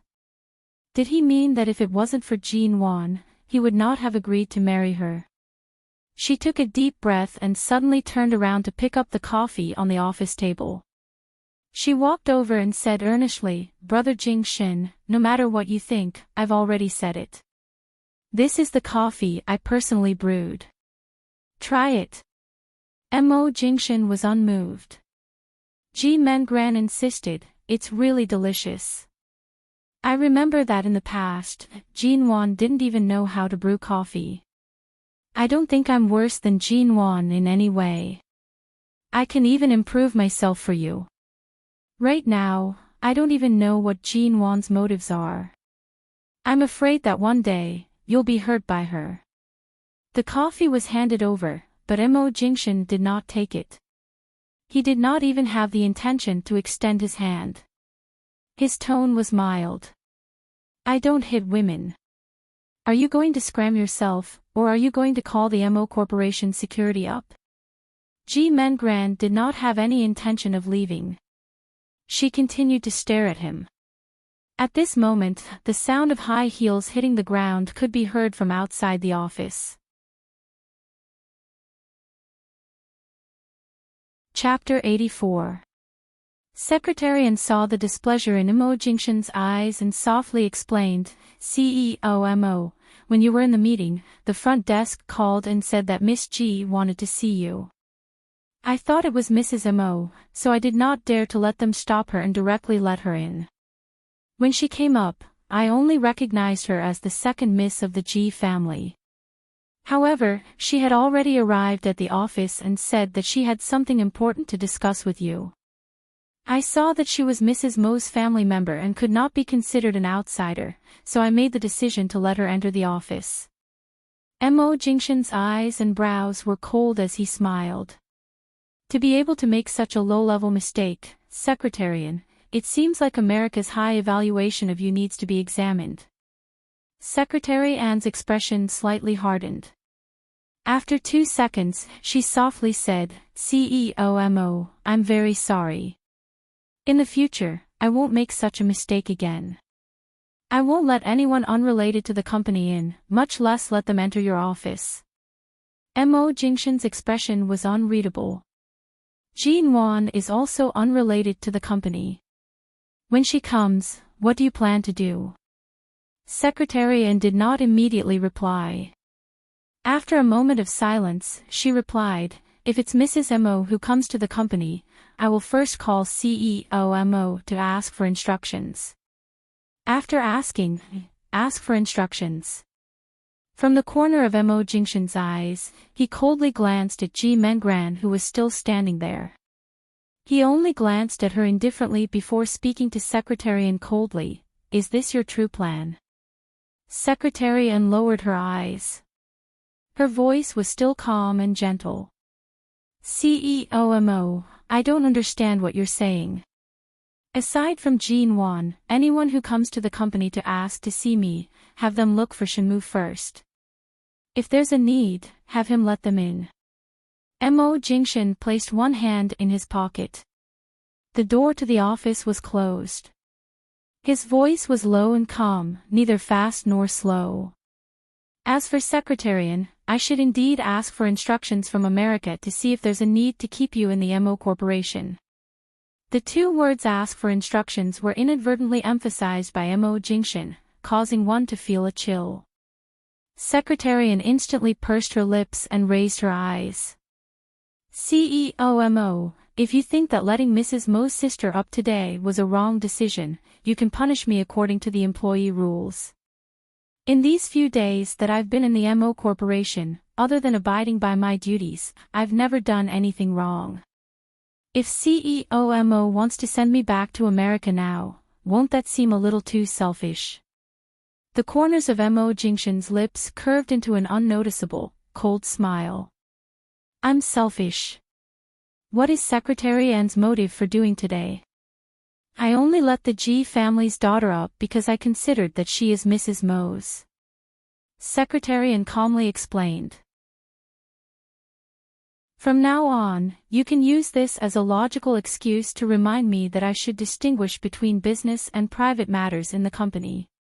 From now on, even if it's Jean Wan, she will have to go through you before she can enter the company. Mo Jingshan narrowed his eyes, interrupting her. His face was clear and light in a smile, but it caused one to tremble. Secretary Anne perfectly displayed her good upbringing. She smiled slightly and revealed a bit of stubbornness. I am only trying my best to do my job. The CEO's office is not a domestic market. There should be rules. Previously, I saw that you allowed Mrs. Mo to enter and leave as she pleased, so I thought that you would not be too strict with her sister. Secretary Anne's expression changed. Her voice paused. In order not to anger him, she softly said, I've just arrived at the Mo Corporation. 2 days ago, I didn't stay for too long at the Mo family home before leaving. I'm not particularly familiar with CEO Mo's habits and the people around you. I'm very sorry for this mistake. In the future, I definitely won't make it again. There's no future, Mo Jingshan slowly and coldly said. Secretary Anne's brows furrowed. CEO Mo Jingshan's voice was very low, revealing an unapproachable coldness. 4 days later, America's Shine will be signing a contract in the country. After the collaboration dinner, you'll go back with them. Secretary Anne gripped the documents in her hands tightly. She could barely maintain the calm she was supposed to have.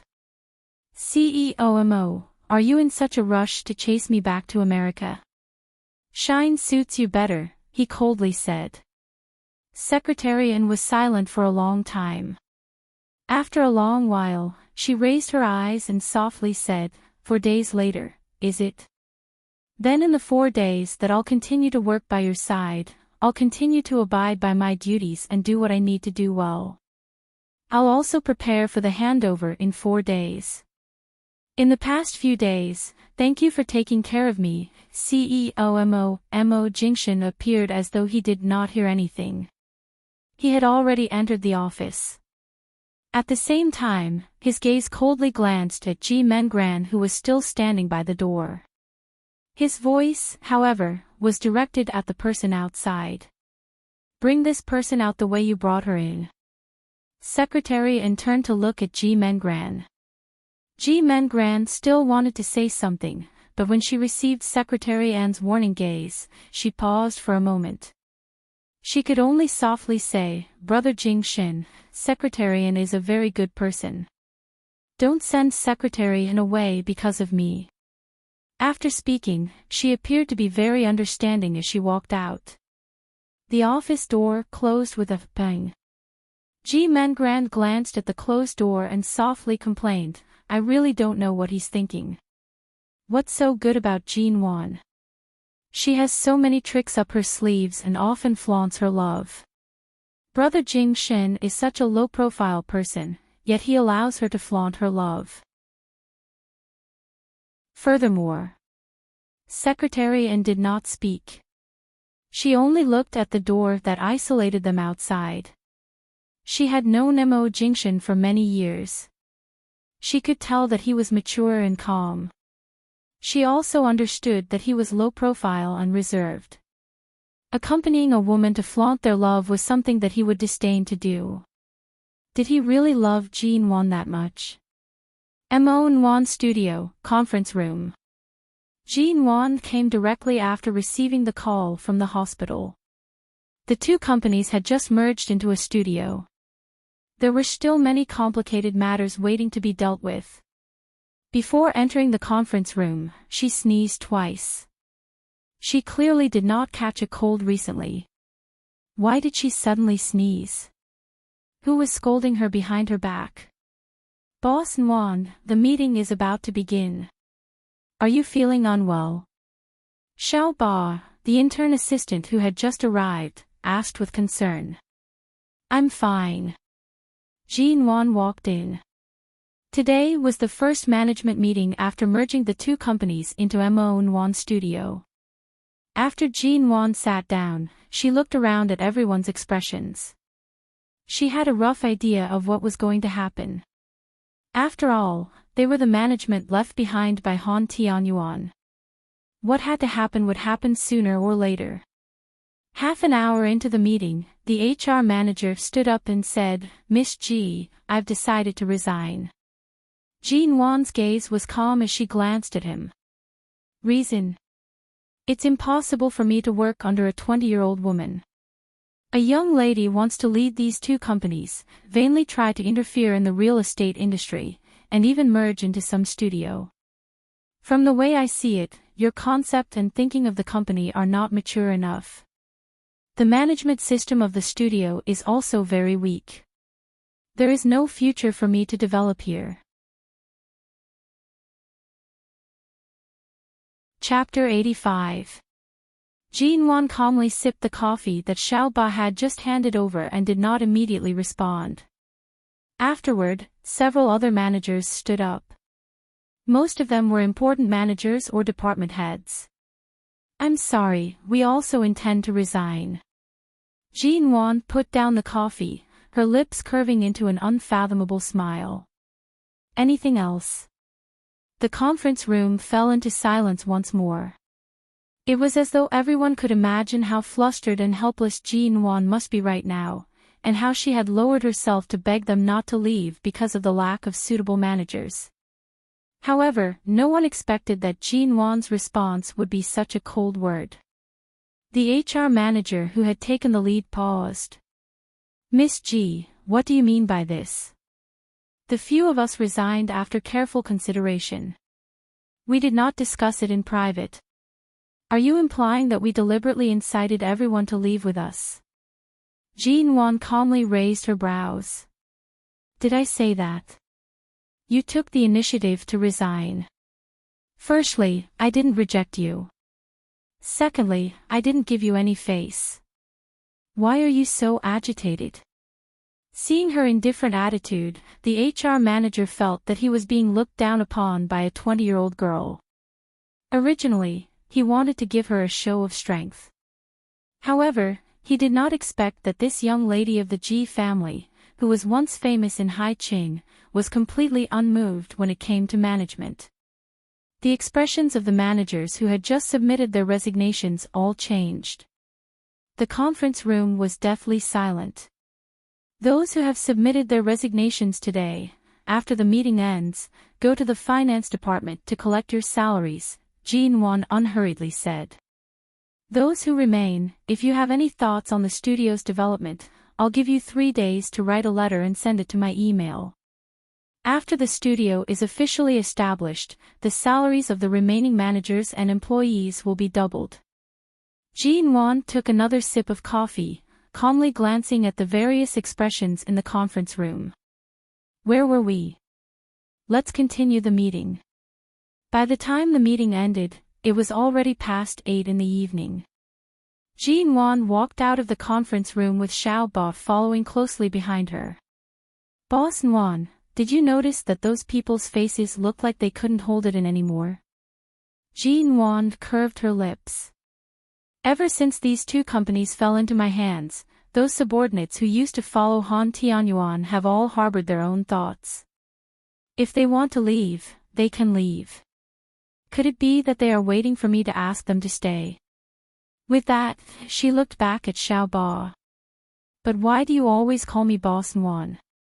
Xiao Ba shyly raised her hand and pushed up the black-rimmed glasses on her face. A few days ago, everyone called you CEO G, but those managers all said that you're too young to be called CEO G. Didn't they just call you Miss G in the conference room? I can't stand their stares, and I don't want to lose my job in the studio, so I call you boss. Jinwan, Han Tianyuan, that trash, what kind of people did the company recruit? Most of the management didn't have much ability, and the few who took the initiative to resign today were just what she wanted. Among the remaining employees, there were many who were lazy and did not have any professional knowledge of the market. This seemingly diligent and energetic intern assistant turned out to be a nerd with a slightly low EQ. His straightforwardness could only be described as cute. At the same time, Jean glanced at an office not far from her. Several secretaries were secretly putting on makeup in front of the computer. Their eyes glanced out and caught sight of her. Frightened, they hurriedly hid the makeup bag in their hands into the drawer. Jean was about to enter when all of a sudden, her phone rang. She picked up the phone, glancing toward the office once more. Mo Jingshan's voice that was as pleasant as a clear spring came from the other end of the phone. "You didn't go home." "I'm still in the studio. I just dealt with some management matters and will be heading back soon." After receiving the call, Jean stern expression instantly softened. "Studio. I merged the two companies I bought from Han Tianyuan and renamed it Mo Studio. How about it? This name sounds good, right?"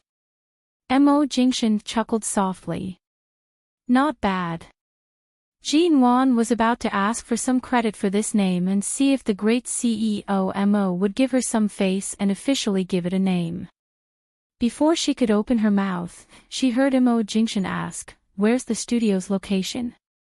"At Jean Lin Building." "You drove?" "I did, but there's no parking lot here." The car was parked a little far. As she spoke, Jean glanced out the window. It was actually raining outside. It was already autumn. At this time, it was raining heavily. The temperature outside would most likely be very low. "Wait, I'll come pick you up." After speaking, the man hung up the phone. Jean did not bring an umbrella with her. There were too few parking spaces nearby, and the car was parked a little far away. If she just went out like this, it would definitely not work. Since her husband had decided to come pick her up, there was no reason for her to stand on ceremony. However, this place was quite a distance away from Mo Corporation. Furthermore, it was currently a rainy night. The road conditions were most likely not good, and the traffic was heavy. Jean decided not to rush. She turned around and entered the office. When the secretaries in the office saw Jean enter, they subconsciously stared at the computer in front of them, pretending to be working overtime. Today's overtime is because the various departments are busy organizing the company's information and connecting the various departments. "Do you all have nothing to do?" Jean asked. One of the especially beautiful secretaries glanced around. Seeing that no one answered, she coughed and spoke up, "I'm a secretary." "Those matters are not under our control, secretary." "Then what about them?" "We're also secretaries." The other young secretaries also spoke up. Their eyes would occasionally glance at Jean, observing if the legendary #1 socialite of Hai Qing was really that beautiful. Previously, there were only 2 small companies. Why are there so many secretaries? Jean turned back to glance at Xiao Ba. Secretaries were not the same as secretaries. To put it nicely, they were called secretaries.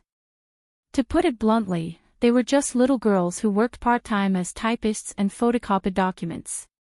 Xiao Ba lowered her head and did not dare to speak.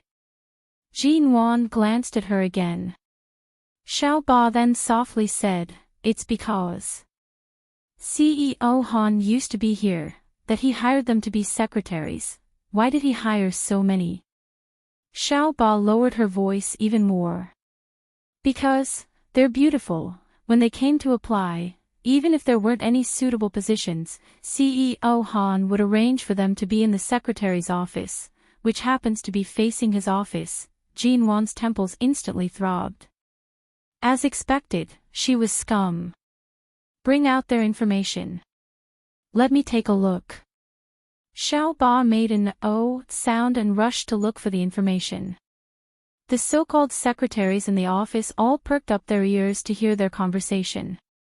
One of them felt that she would not be able to stay here for long. She stood up unwillingly and began to silently pack her things into her bag, planning to leave. Chapter 86. Due to Jean Wan's threatening tone, the secretary paused for a moment. She then raised her head and said with disdain, "Che, aren't you just relying on the fact that your family has some stinky money? Do you think you're very capable just because you bought 2 companies?" Jean Wan smiled faintly. "You're not convinced." "How would I dare to not be convinced? You're the G family's young lady. Hasn't the company been consolidated into some studio? I'm sure Miss G won't be able to tolerate us. Rather than waiting to be chased out by you, I'd rather leave myself." With that said, the clerk gave a look to the other colleagues, and the other clerks started to pack up without a word. Jean Wan glanced at the secretary who was the first to rebel. She nodded her head in approval. And, self-awareness isn't a bad skill. Before you leave, remember to turn off the lights in the office. The electricity here isn't for you to hide behind the computer and put on makeup. Xiao Ba had just returned with the personal files of the secretaries. Jean Wan received it and saw the photo on the file at the very top. It was the one who had taken the initiative to argue with her earlier. That secretary suddenly sarcastically said, "The G family's young lady is still short of such a few yuan in electricity bills. We're not very clear about your personal situation, but we heard that you married into the famous Mo family in Haiqing. Is the Mo family's CEO your husband? You've been married for quite a long time, but you haven't gotten pregnant yet. You'd better not be infertile. Otherwise, you'll be kicked out sooner or later. The Mo family definitely won't want a chicken that can't lay eggs." The moment she finished speaking, the other secretaries all laughed mockingly. Jean Wan did not get angry and instead smiled. She casually tossed the personal file in her hands onto the table by the side. "This file is yours. 30 years old, unmarried, and staying in such a small company for an entire year without leaving. Are you delusional enough to climb up to the Han family? Not to mention that Han Tianyuan can no longer see the light of day. Even the previous him had slept with so many women. With your looks, I'm afraid you won't even be able to climb onto a proper hotel bed." That secretary instantly glared at her. "What nonsense are you spouting? I'm only 23 years old." "Oh, it seems like you purposely lied to others about your age.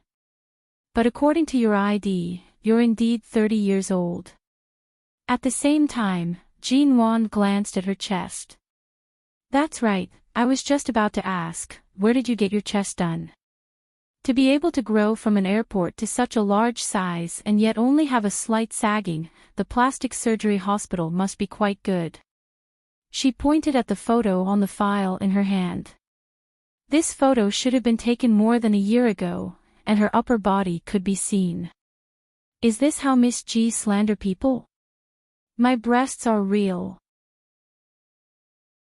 The secretary was so angry that her eyeballs almost popped out of their sockets. "Don't be so agitated. The prosthesis on the chin is almost crooked from anger. The double eyelids were done many years ago, right? Don't think that just because you are," the Li said, "ba, I, and to say, G, that you ba, I,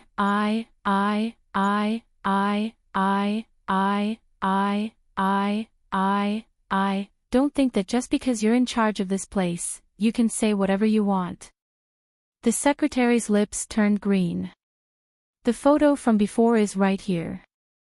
I wonder if Han Tianyuan would have given you the opportunity to be a secretary if he had carefully looked through your file." Jean Wan casually placed the other people's files to the side. That secretary immediately rushed forward and picked up her own file. She quickly stuffed it into her bag and turned to leave. However, when she saw that it was raining heavily outside, she turned back to glare at Jean Wan. She took out her phone and made a call. After the call connected, she said sweetly, "Dear, I'm off work. The rain outside is too heavy. Can you drive over to pick me up?" After that, she hung up. She turned back and rolled her eyes at Jean Wan in disdain. She said with some pride, "There are plenty of men chasing after me. CEO Han is just one of them. As long as I beckon with my finger, all the rich men will line up to the end of my office. As for this broken place of yours, this great aunt doesn't want to stay anymore." Finishing her words, she twisted her waist and entered the elevator. Jean Wan looked at that figure and instinctively tugged at the corner of her lips. She had no intention of quarreling with others. However, the vases and trash that Han Tianyuan had brought in earlier, she could not possibly be so bored as to raise them. Jean Wan turned around and returned to her own office. 10 minutes later, Jean Wan left the studio and went downstairs. She saw that the secretary from earlier was standing in front of the revolving door on the first floor. Beside her were 2 other secretaries from the same office. A luxurious car worth $1,000,000 stopped in front of the door. That secretary immediately raised her brows in pride. She turned back and saw that Jean Wan had also come down. She immediately revealed an even prouder smile at her. Under the envious gazes of the 2 colleagues by her side, she raised the bag in her hand to cover her head and ran down the stairs. When she reached the car door, she opened it and bent down to say to the person inside, "Dear, my colleagues aren't being picked up.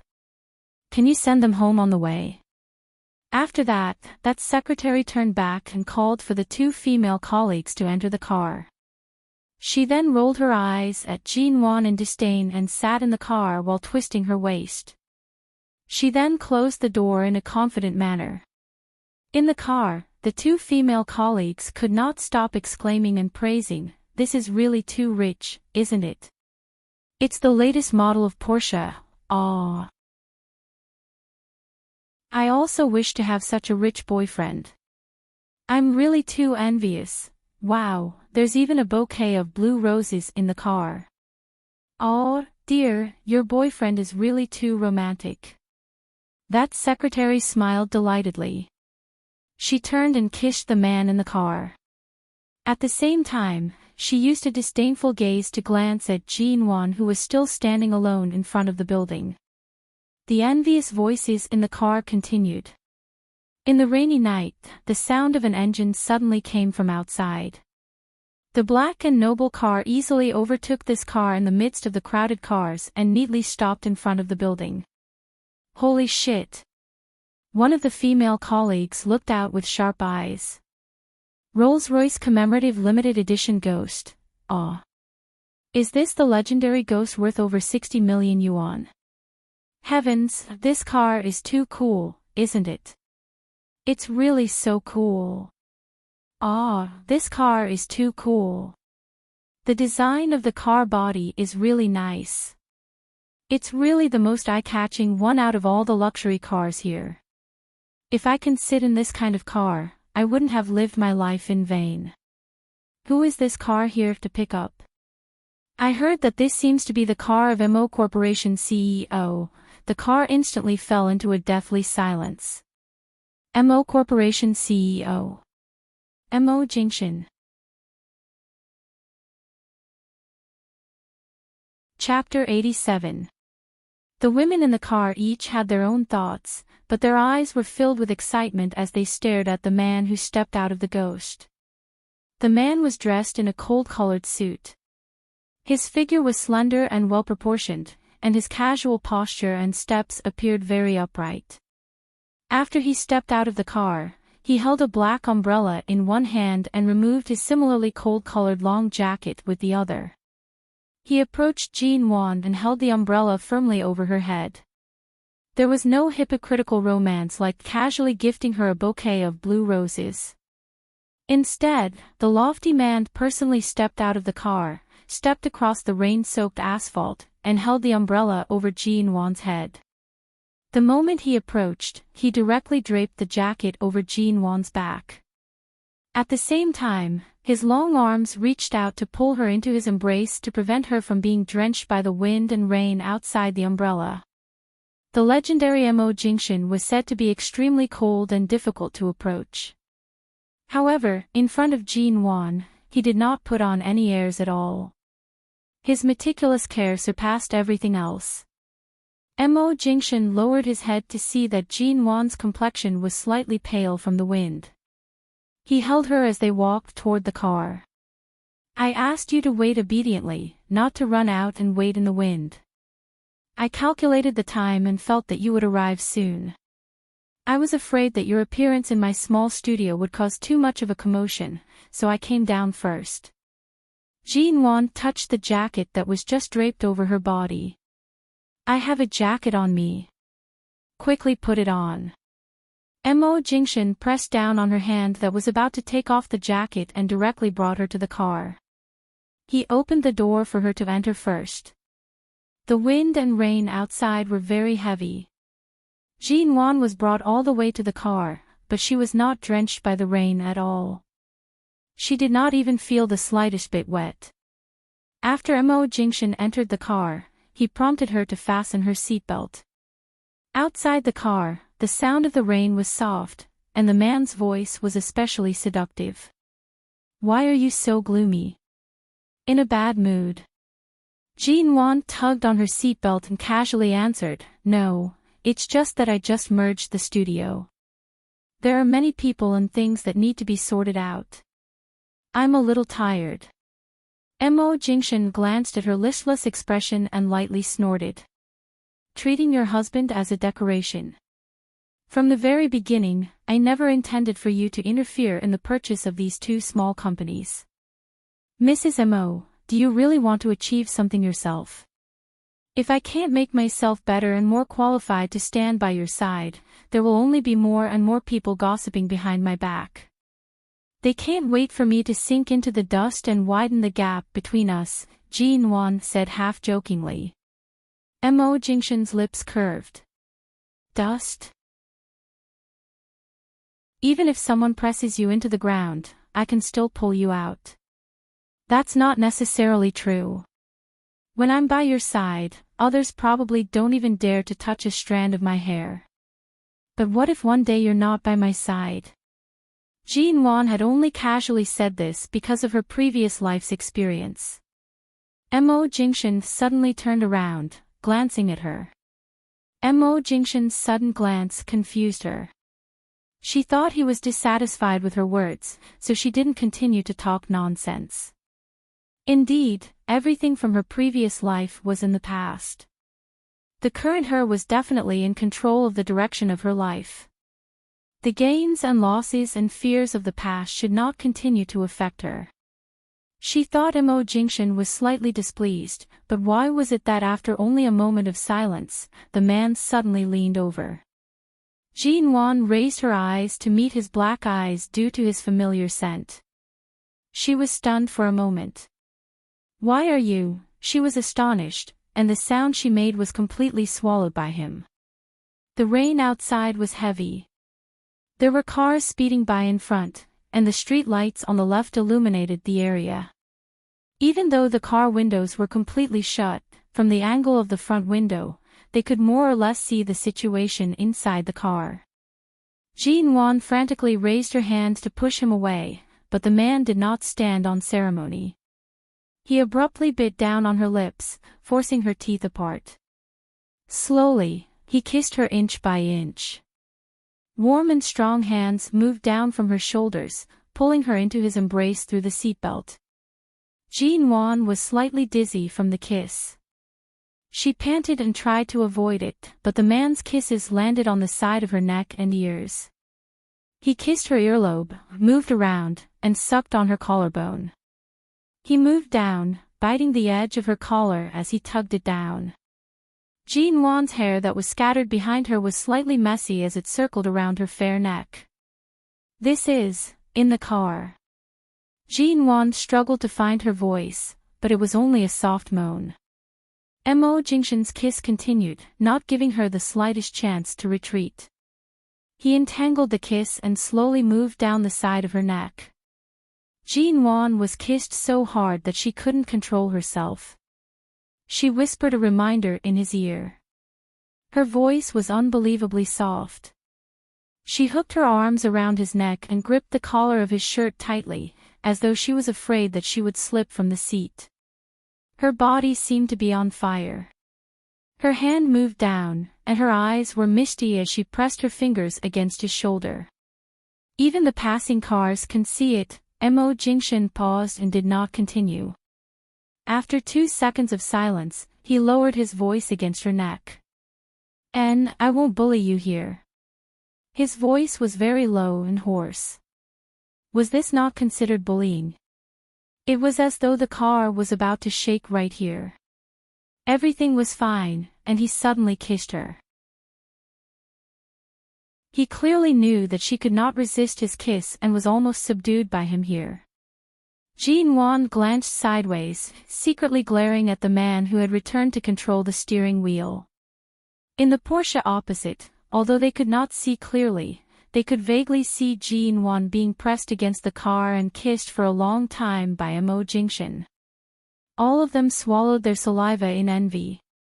For a man like Mo Jingshan, not to mention his illustrious family background or his outer appearance, he was definitely the best in the world.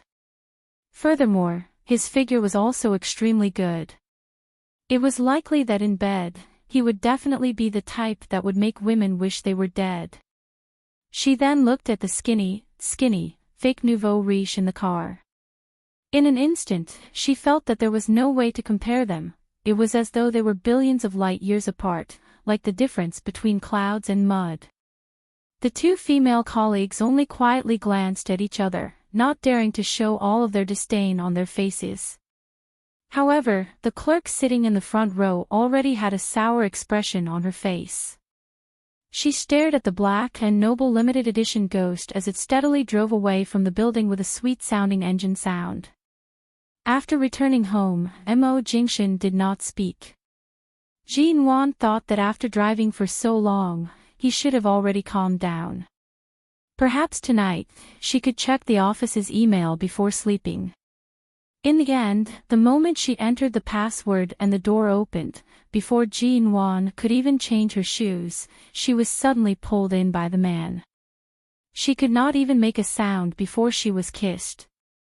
Following that, her nose, cheeks, ears, chin, and finally, her lips. Jin Wan wanted to ask why he was suddenly so passionate tonight. There were clearly no signs of ambiguity earlier. Chapter 88. Jin Wan did not have the time to think. All of her consciousness was carried by the man, and the moment she fell onto the sofa, it disappeared into nothingness. Mo Jingshan knelt by her side, trapping her beneath him. His kisses moved down her neck bit by bit. Jin Wan placed her hand on his shoulder, softly saying, "Wait a minute." The man's movements did not stop. His low and hoarse voice whispered by her ear, "N." She pushed against his shoulder even more forcefully, raising her voice slightly. "I thought of a few problems that I discovered in the studio earlier. I need you to help me analyze them. After all, this is my first time managing. I'm not as skilled and decisive as you. I don't need you to interfere in other aspects, but I still need you to help me with some decisions." He paused, lowering his eyes to look at her. "Must you say it now?" "It's not that it has to be now, but I made a bet with my father. It's already been half a month, and there's still no progress in the studio. I'm afraid that if it continues to be delayed." Mo Jingshan's elegant and deep brows rose slightly. "With me around, what are you afraid of? I just want you to find some time to be my strategist. It's not like I want you to waste so much effort to interfere with my studio." He chuckled softly. "Your studio has my name, but you don't plan on letting me interfere. Am I just wasting my time? My studio is just a small studio. You're usually very busy. I don't want to waste too much of your time and energy. Time and energy can be accommodated, but it also depends on who it's being used against. Mo Jingshan sighed, smiling as he leaned down once more. Every time, you're always thinking of ways to find a topic to talk about. Can't you take the initiative tonight? Don't change the topic. You're clearly the one who interrupted my main topic. The man kissed her cheeks from time to time and said casually, if you have any questions, sort them out and send them to me tomorrow. If you really can't cope with the management who just took over, I can transfer the elites of MO Corporation's personnel department to help you. Of course, if you need, I can go there myself. That's not necessary. It's not that I can't cope with it. Although I'm very confident about the future development of the studio and the profits it can make, after all, I haven't learned much about financial management. I feel that sometimes I'm a little stubborn. If I'm too stubborn, it may have the opposite effect. But if I don't establish my authority, I can't control those people. If the studio wants to develop steadily in the long run, interpersonal relationships and management are also very important. If she allowed Mo Jingshan, this god, to enter her small studio, those people would most likely explode. And, you're right. Mo Jingshan sat down by her side. Jin Wan thought he wasn't going to continue, but he put her on his lap. He kissed her face again, which made her heart itch, but she couldn't resist it at all. Her whole body was hooked, and she leaned softly in his arms, without the strength to move. Then, do you think I should find some time to learn about business management? Previously, in order to allow me to work at G Corporation, my dad had signed me up for some related courses, but I never went, Jin Wan said softly as she leaned against his chest. The man's low chuckle seemed to come from his chest. She could clearly feel it in his embrace. She was about to ask him why he was laughing when her ear was bitten by him. She hissed in pain and raised her hand to cover her ear. She turned to see Mo Jingshan's eyes were as dark as the deep sea as he softly said, "Your husband is already impatient. Do you really have to talk nonsense with me here and now?" Jin Wan did not immediately retort and only glared at him. Ever since Grandfather Mo's birthday, he had indeed restrained himself for a few days. 2 days ago, he was busy at the company, and she slept early. Mo Jingshan pulled her hand over, pressing it against a certain part of his body. Jin Wan subconsciously tried to pull her hand back, but he held it firmly and she could not do so. Her entire face instantly flushed red. Mo Jingshan. You want to sleep early? He pressed against her ear, the warmth of his breath teasing her ear. Tonight, you take the initiative. I'll let you off after just one time. If I were to continue like this, Jin Wan's breathing became heavier. She did not dare to move her hand, but for some reason, she asked, will it really end after just one time? The man did not speak, but he had already kissed her cheek, tickling and teasing her. What counts as taking the initiative? She did not attempt to move her hand away. Jin Wan thought that she had secretly watched many films when she was in school. Furthermore, 10 years later, the internet was too advanced. Many things could be found on software or on various small foreign websites. But facing Mo Jingshan, she was really at a loss. She did not know if she should learn from those films. After all, those kinds of things were a little too lewd. Besides, the men in those films were worlds apart from Mo Jingshan. Faced with him, Jin Wan really didn't know how to deal with him. Mo Jingshan didn't know what to do. Mo Jingshan did not speak, only watching her with an unfathomable gaze. Finally, Jin Wan raised her arms and wrapped them around his neck, instinctively kissing his chin. The man's hoarse voice finally came down to press against her lips. In the U garden, you secretly moved all my things back to the master bedroom. I thought you were going to use all your tricks to seduce your husband back to sleep with you. In the end, I was thinking too much. His teasing voice sounded by her ear. Jean Wan's face instantly became as though it had been burned, turning even redder. Back then, she suddenly felt as though she had been reborn. She wanted nothing more than to stick her entire body to him. She wanted nothing more than for Mo Jingxin to immediately see her sincerity in wanting to be with him. Although she had indeed thought about taking the initiative to seduce him, she had never put it into practice. After all, every time, she would be led by him to the point where she could not control herself. How could she think about taking the initiative? You're really thinking too much. Jean Wan bit down harshly on his chin. The man did not seem to feel much pain but still gave a low moan. This moan made Jean Wan's head feel as though it was about to explode. His strong hands had already reached her waist, pressing her into his embrace. It was as though he was threatening to make her feel the unconcealable changes in that part of his body. Jean Wan could not avoid him and simply wrapped her arms around him. She buried her face in his neck and began to imitate the way she had seen in the past.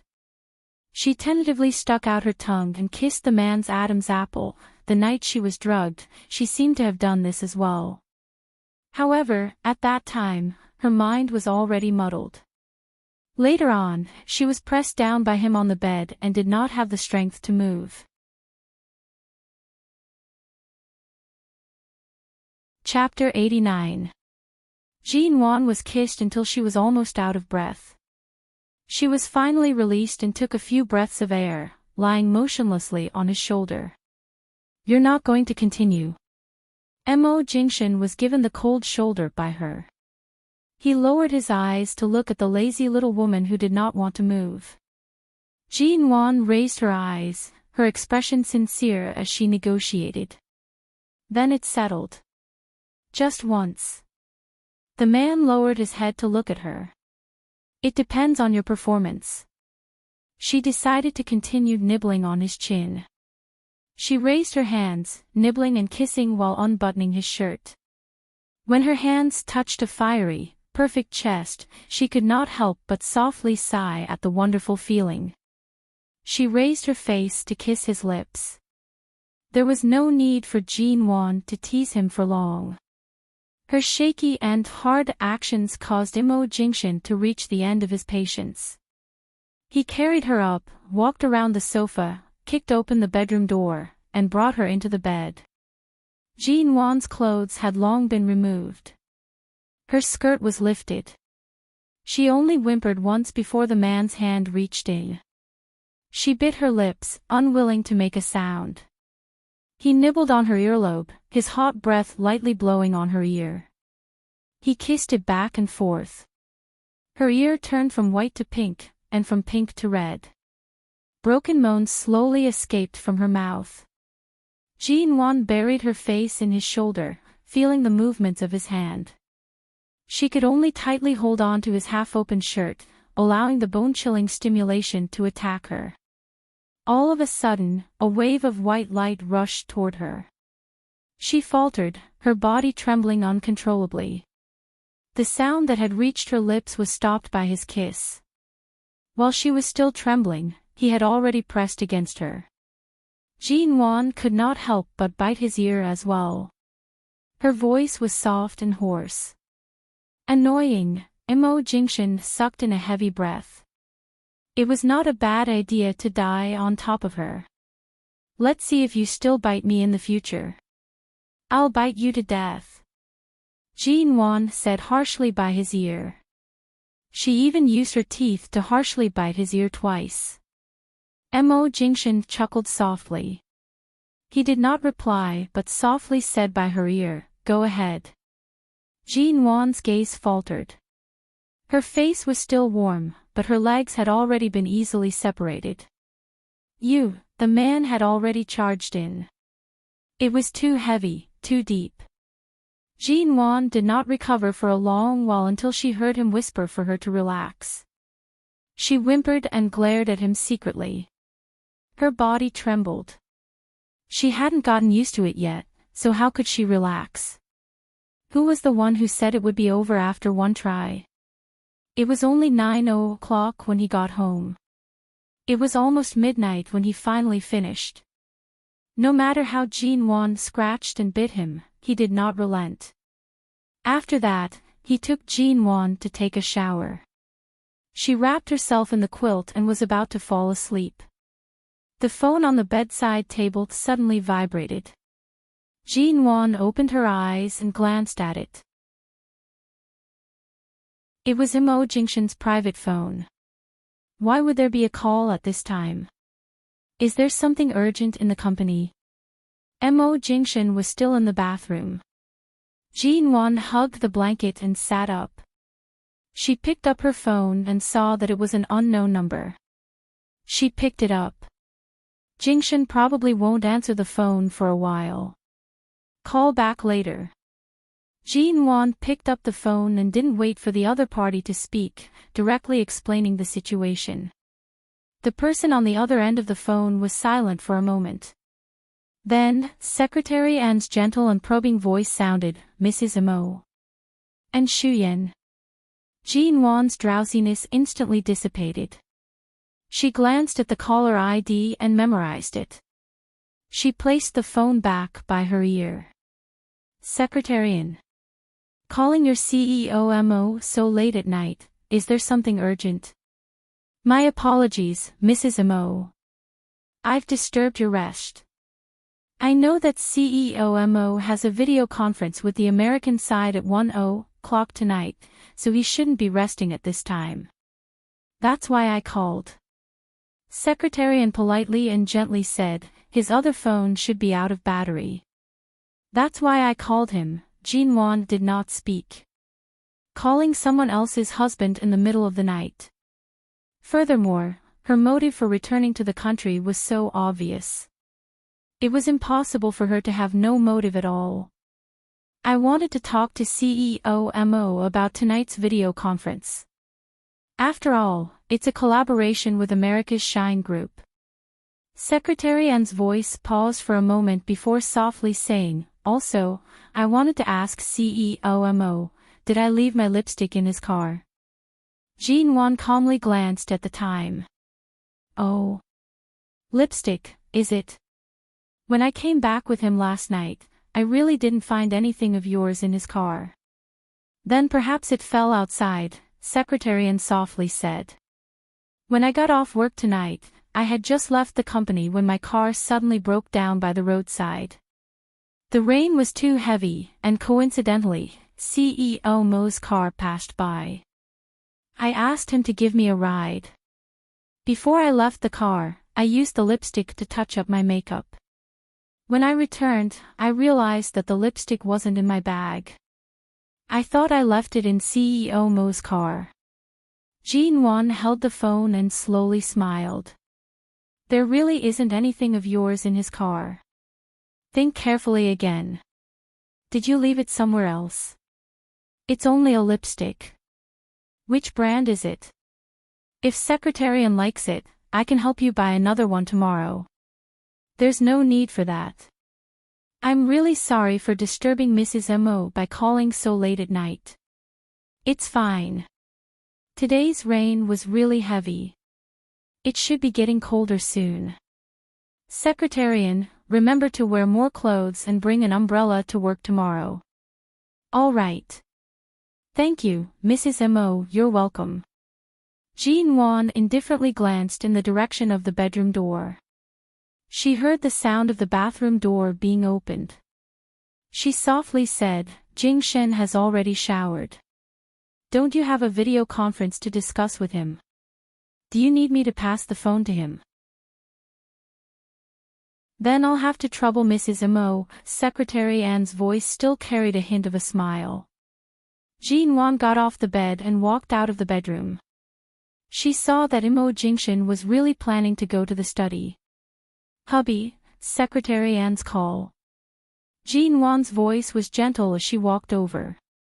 When he turned back to look at her, she directly handed the phone to him. Imo Jingshan had just showered. His eyes were still filled with satisfaction. After showering, his expression was refreshed. His refreshing scent was mixed with a hint of late-night laziness. Ji-won did not look at him. She handed the phone over and turned to return to the bedroom. In the end, she had only taken 2 steps to the side when her waist suddenly tightened. The man's arm directly reached over to carry her back. Ji-won turned back to glare at him unhappily. Mo Jingshin did not let go of her, using his other hand to answer the phone.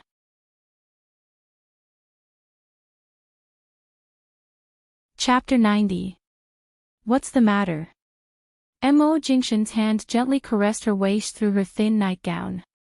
Ji-won pursed her lips. She was silent for a moment before glancing at him.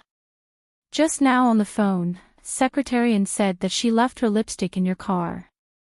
Mo Jingshin's handsome brows rose slightly. Lipstick.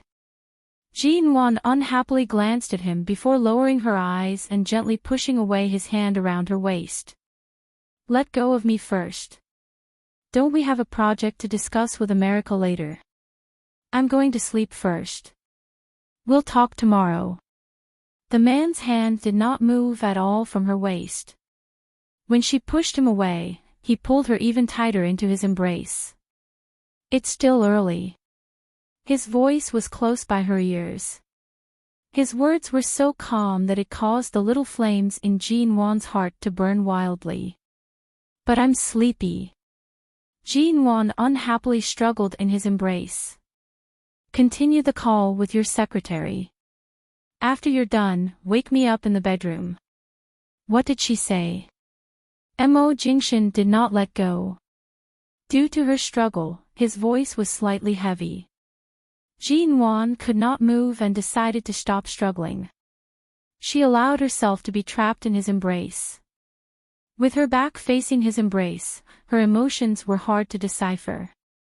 She said that when she got off work, her car broke down, so you gave her a ride.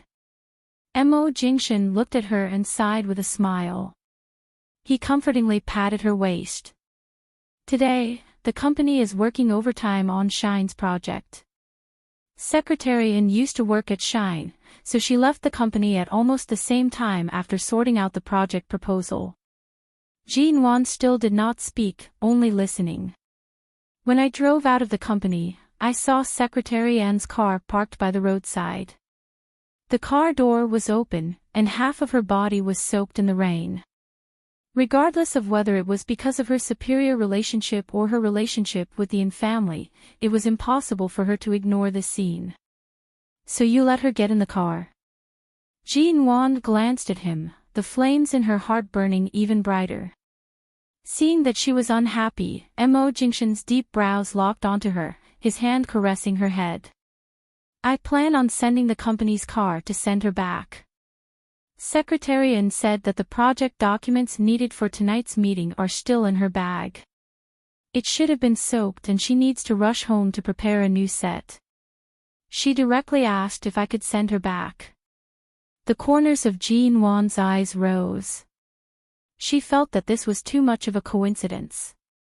Her address wasn't far from the Jinlin building where you were at the time. Mo Jingshin's voice was steady and calm. His explanation was also sincere. I asked her to sit in the back row and didn't touch Mrs. Mo's exclusive seat. Don't be angry, N. Ji-won glanced at him from the corner of her eye. Then did you kiss her? The corners of Mo Jingshin's lips curved up. He smiled ambiguously. What do you think? Secretarian specifically told me just now that when she got out of the car, she touched up her makeup at the last minute and even reapplied her lipstick. Why is she wearing lipstick? Why did you tell me so deliberately? Ji-won looked at Mo Jingshin without blinking. Mo Jingshin did not speak but silently watched her. After a moment, he softly asked, You don't believe me? I believe you. The corners of Ji-won's lips curved into a deep smile, but she was secretly gritting her teeth in displeasure. But your secretarian chose such a time to call me. It's clear that she's using her little tricks to declare war on me. Could it be that I should calmly pretend that nothing has happened? How could she not believe Mo Jingshan? Furthermore, after being kissed by him for so long, there was not the slightest hint of another woman. Whether her man was clean or not, how he behaved, she was naturally clear. But what exactly was it that made Secretarian, who had been slowly advancing step by step, to suddenly make such an extreme move? Did she no longer plan to continue playing her role as the CEO's secretary? Mo Jingshan's gaze indifferently swept toward the phone on the sofa. His gaze was cold and calm. He did not say a word, and it was impossible to tell if he was happy or angry. Just as Jean Wan did not plan on dwelling on this problem at such a late hour, the man's voice suddenly came from above her head. "What kind of car do you like?" "Ah." Jean Wan was startled. She was still in his embrace, but her brain could not keep up with this rhythm. What? What car? In the future, leave that ghost in the company for public use. Let's change to another one. Mo Jingshan's gaze was clear and deep. He watched Jean Wan's slightly confused expression. Change car. Jean Wan almost choked on her own saliva. Although she was slightly disgusted by the fact that Shuyan had sat in his car today, she was not that crazy. Furthermore, that Shuyan sat in the back row. Usually, Shenmu or others would occasionally sit in the back row. This did not make her feel disrespected or anything. Mo Jingshan's thoughtfulness in this aspect was not something many men could achieve. Thus, Jean Wan did not feel the need to change cars. Furthermore, this was a car that was worth more than 60 million yuan. And it was a Rolls-Royce commemorative limited edition Ghost. The current price was like this. 10 years later, it would only be more expensive. To collectors and luxury car enthusiasts, the price might even exceed hundreds of millions. Even when she was born in the Ji family, she had never squandered tens of millions without batting an eyelid. There's no need to change cars. I quite like this Ghost. I'm not that unreasonable. Jean Wan pursed her lips. The man chuckled lowly by her ear. You like the Ghost? The other models of this car are also not bad. There's really no need to change. You're throwing a car worth more than 60 million yuan in the company for public use. You might as well use money to kill me. Jean Wan raised her hand and patted his chest. However, she did not hit it hard. It was more like a tickle. She glared at him, threatening, "You're not allowed to change. Aren't you unhappy?" Mo Jingshan's voice was very low by her side. His voice was still magnetic and pleasant to the ears. Jean Wan could hear the indulgence and compromise in his tone. She could tell that he really did not intend for her to suffer such grievances. Even if it was a small grievance that others purposely created out of nothing. If you dare to change the car, I'll be even more unhappy. Jean Wan turned and bit down on his chin. In any case, it was almost time for his meeting in America. No matter how she bit him, he could not throw her back onto the bed in the bedroom. The man's gaze immediately darkened. He lowered his head and kissed her lips. Then how can I be happy? Jean Wan leaned into his embrace. She narrowed her eyes and smiled. Don't touch me for half a month. Let me rest for a while. How about that? The man did not speak. Jean Wan thought that since he was willing to change a car worth 60 million yuan, he would be able to compromise over such a small matter. In the end, Mo Jingshan threw her a meaningful glance. He calmly said, "No. Jean Wan, 60 million yuan, and you're going to throw it into the company without batting an eye. You actually won't agree to such a small request of mine." Mo Jingshan released her and turned toward the study. Without turning back, he said, "Don't even think about it."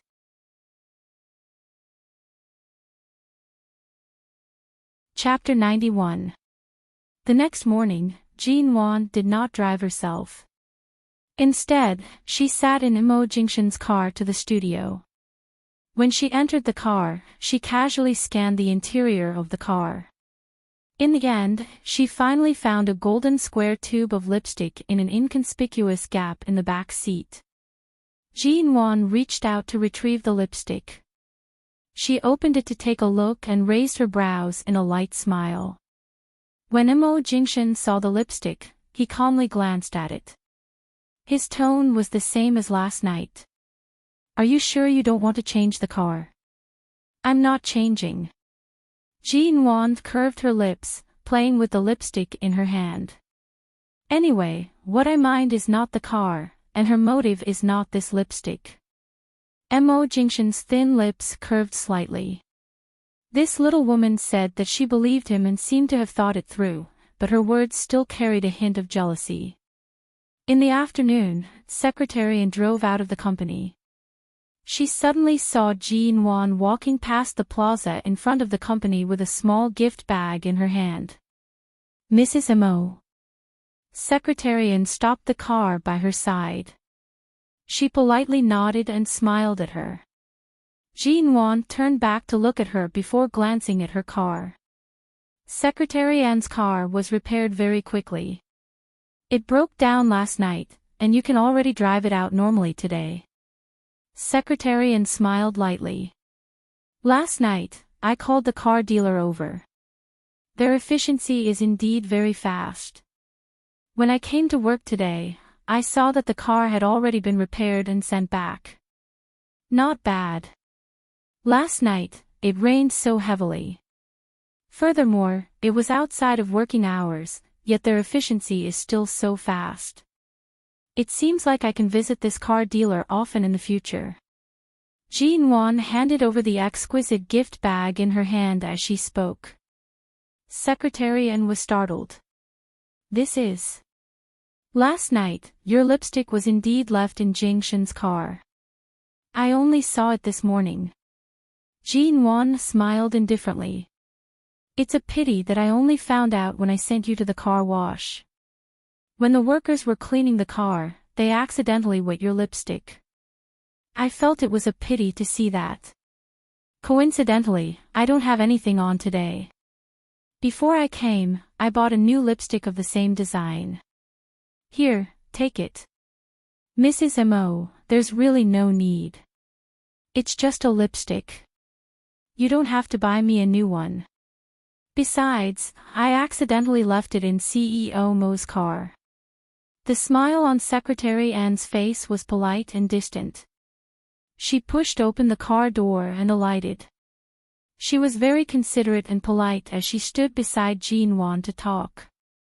Jean Wan noticed this detail and realized that Secretarian really knew how to conduct herself well. She curved her lips slightly and calmly said, "It was already late last night, yet you still specifically mentioned the lipstick over the phone. I thought this lipstick was very important to you. I've already bought it. In any case, this color doesn't suit me. Secretarian, you should just accept it." As she spoke, she threw a small gift bag containing a lipstick into the car seat through the window.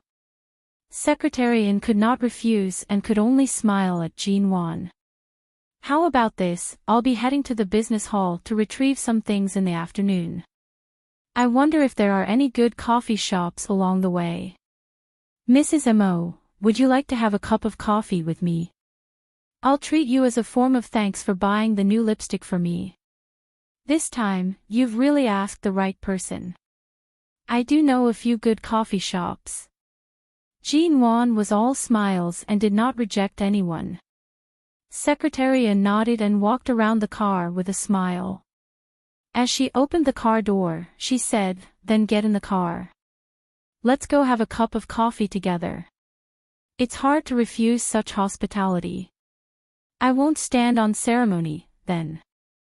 Jean Wan smiled and entered her car. In the car, the two women casually chatted about random things along the way. However, it was as though they were purposely avoiding the topic of Mo Jingshan. They only talked about America's Shine Group and the various news in the country.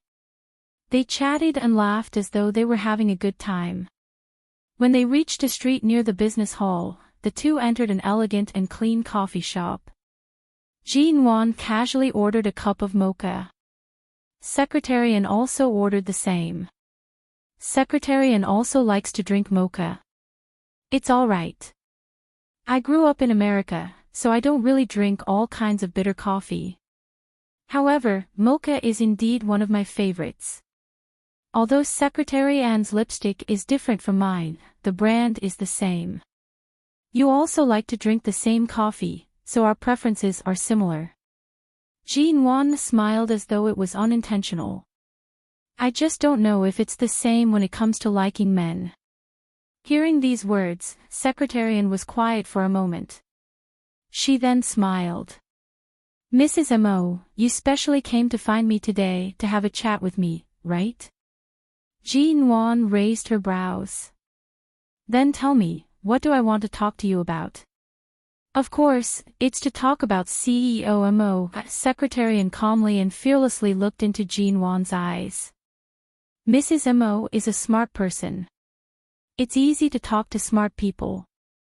I don't need to play the role of an innocent person. To be able to come here from America, my goal is very simple and straightforward. It's just like the reason why Mrs. Mo came to find me today. It's as simple and straightforward.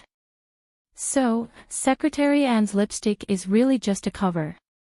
It's to lure me out and take the initiative to find you. Jean Wan instantly smiled. Secretary Anne's lips curved imperceptibly. Uncle Mo doesn't think highly of the marriage between you and CEO Mo. Grandfather Mo is indeed muddle-headed. The so-called family's interests also have to be considered from a long-term perspective.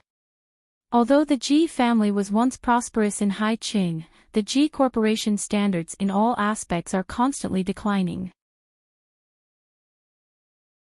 This marriage does not have the slightest bit of benefits for the Mo family. It can barely be considered a match between the two families, but it's just barely. Speaking up to this point, Secretarian directly looked into Jean Wan's calm eyes. Forgive me for being blunt. Mrs. Mo, your actions before and after marriage cannot be considered a good wife. Furthermore, I heard that a few months ago, your relationship with CEO Mo was not very harmonious. You really wanted a divorce. Jean Wan chuckled lightly. As expected, Secretary Anne's call last night was to find an opportunity for this conversation. Since Secretarian has spoken so clearly, then I won't hide it from you. Jean Wan supported her chin with one hand, blinking her eyes as she smiled at her. At the start, I was indeed not very used to life as a newlywed. I'm sure you also know how Jing Shin is a person who is cold on the outside but warm on the inside. At that time, I didn't really understand him, so I always wanted to return to being single and regain my freedom. Secretarian looked at Jean Wan, her eyes probing and sizing her up.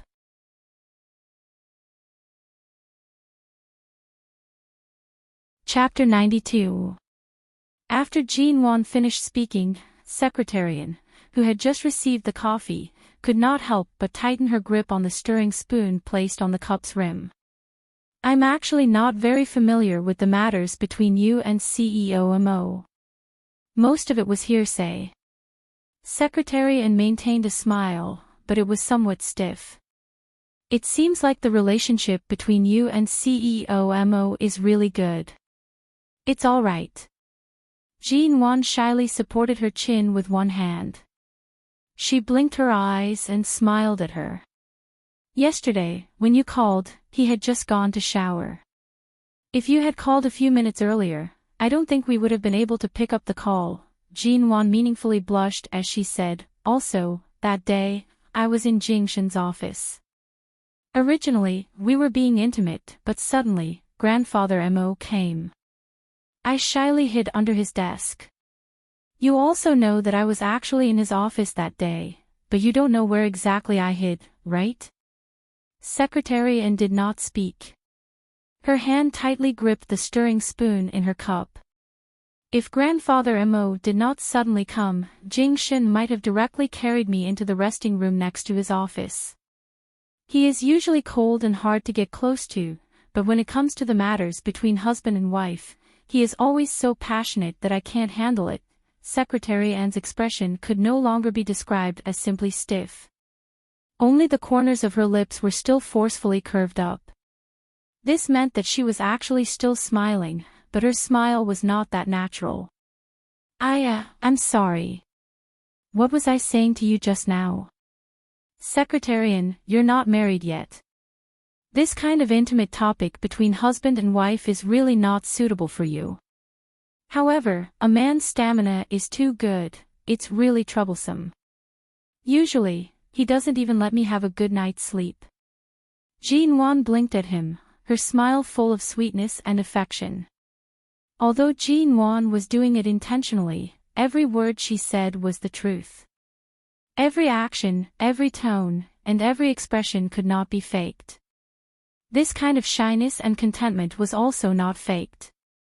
Happiness and shyness, both real and dazzling. Secretary Anne slowly took a sip of coffee and then raised her eyes to smile at her. It was clear that she had regained some of her composure. I really didn't think that you would be so blissful. After all, CEO Mo once, Jean Wan smiled. He wants what? My apologies. Secretary Anne subconsciously put her hand to her mouth, as if she had said something she should not have. This is, after all, CEO Mo's personal matter. It's not good for me to say too much. It looks like Mrs. Mo doesn't know much about his past, so all the more I can't speak carelessly. Jean Wan nodded in understanding. We're all women, and we all have all kinds of curiosity that we shouldn't have. Your words have indeed piqued my curiosity. Just as Secretary Anne was about to speak, Jean Wan smiled mildly and interrupted her. But our relationship began from our marriage, and we are loyal to our marriage. As long as my man has not cheated, nor is he too close to any other woman, and only loves me, regardless of whether he had a childhood sweetheart past, or if he had an unforgettable past, that is all in the past. After all, he is my man now. We are not children. Who hasn't had a past? Don't you think so? Secretary Anne watched Jean Wan for a moment. After a moment, the corners of her lips twitched. After a long while, she forced out a smile. You think so? What else? Earlier on, Secretary Anne casually mentioned the word past. Could it be that you're not referring to what I'm thinking? Jean Wan's smile was light and carefree. My own husband. Exactly how good he is, and exactly how many women adore him. I understand this very well, and have long been mentally prepared. But from the moment we got married, he is my, Jean Wan's, husband.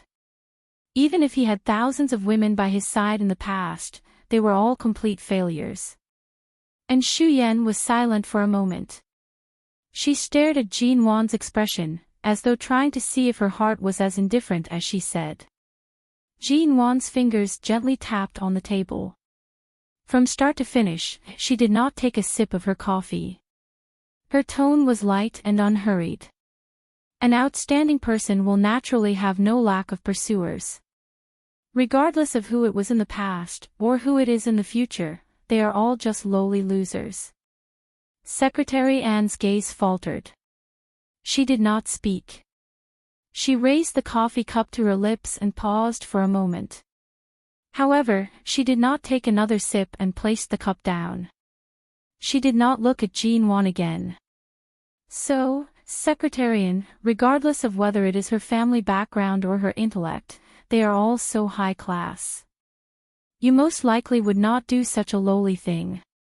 Even if a very persuasive elder wants to support you, Secretary Anne, based on your own values and bottom line, you would not allow yourself to be branded with the title of a mistress. Am I right, Secretarian? After saying all this, Jean Wan took a sip of coffee.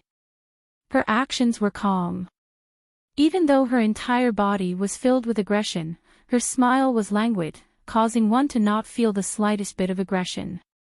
She was so elegant that it was as though she was watching from the sidelines, coldly watching a fish struggling in the mud. It's about time to go to the business hall. Let's drink coffee another day. Secretarian suddenly stood up and placed the 2 pink bills on the table. She picked up her bag and politely nodded at Jean Wan before turning to leave. All right, let's meet another day. Jean Wan raised her hand toward her. Like a lazy kitten waving its paw, she shook it at her. Before Secretarian could walk far, Jean Wan coincidentally picked up Mo Jingshan's call. She sweetly said, "Hello, hubby. And I just met Secretarian at the entrance of your company. She invited me to a coffee." Secretarian's footsteps gradually quickened until she was out of the coffee shop. Your tone is like a cat that has stolen a fish. What did you talk about? Mo Jingshan could easily hear Jean Wan's emotions from her voice. From the corner of her eyes, Jean Wan glanced at Secretary and outside the window. As expected, before Secretarian entered the car, she turned back to look. Seeing that Jean Wan was still on the phone, she expressionlessly opened the car door and entered the car. Only after Secretary An's car had left did Jean Wan lightly curve her lips. What else can women talk about? Especially a woman with a strong motive toward my hubby. And so, earlier, I might have been a little too fierce and scared that outstanding secretary in a way. Jean Wan held the phone as she spoke nonsensically. At the same time, she touched the already cold coffee cup by her hand. The man's low chuckle came from the other side of the phone. What? Your ability to bite people can be used on others.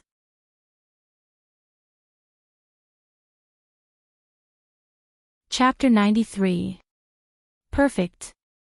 Mo Jingshan's voice was low and seductive. Who's more perfect than my Mrs. Mo? Don't try to coax me with such sweet words. Secretarian said today that the number of women you've had in the past could line up several times around the world. In the next moment, she could hear his low and husky laughter through the phone. Mrs. Mo's ability to rebuke people has improved by several times. Did you train your mouth overnight? Or have you been plotting against me for a long time? A wise man submits to circumstances. If I want to live a good life, I don't have to consider hugging someone else's thigh. After all, my husband is the thickest thigh in Hai Ching. It would be a waste not to hug him.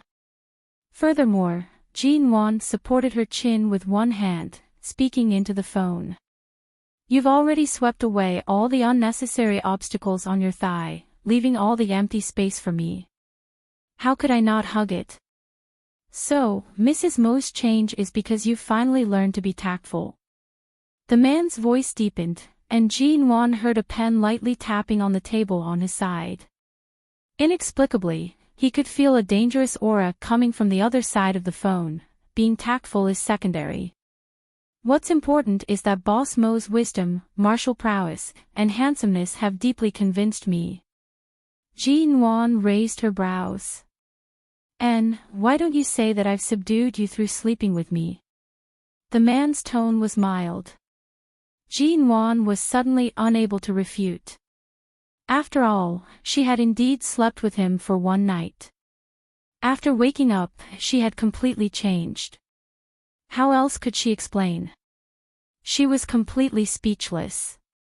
Jean Wan decided to change the topic. I was just talking about the women you've had in the past. Don't talk about sleeping with me when you're so serious. You're my only woman. The identity of Mo Jingshan's wife is also unique to you. What else do you want to say? His tone carried a hint of a smile. Jean Wan was choked for a moment. This man's words always hit the nail on the head. There were no loopholes for her to retaliate. There were many things she wanted to say.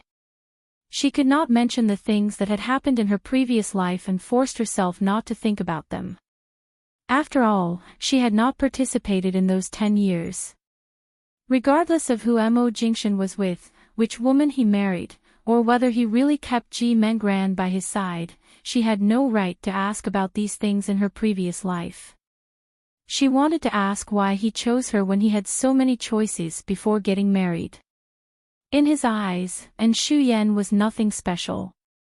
He could ignore her, and reject her.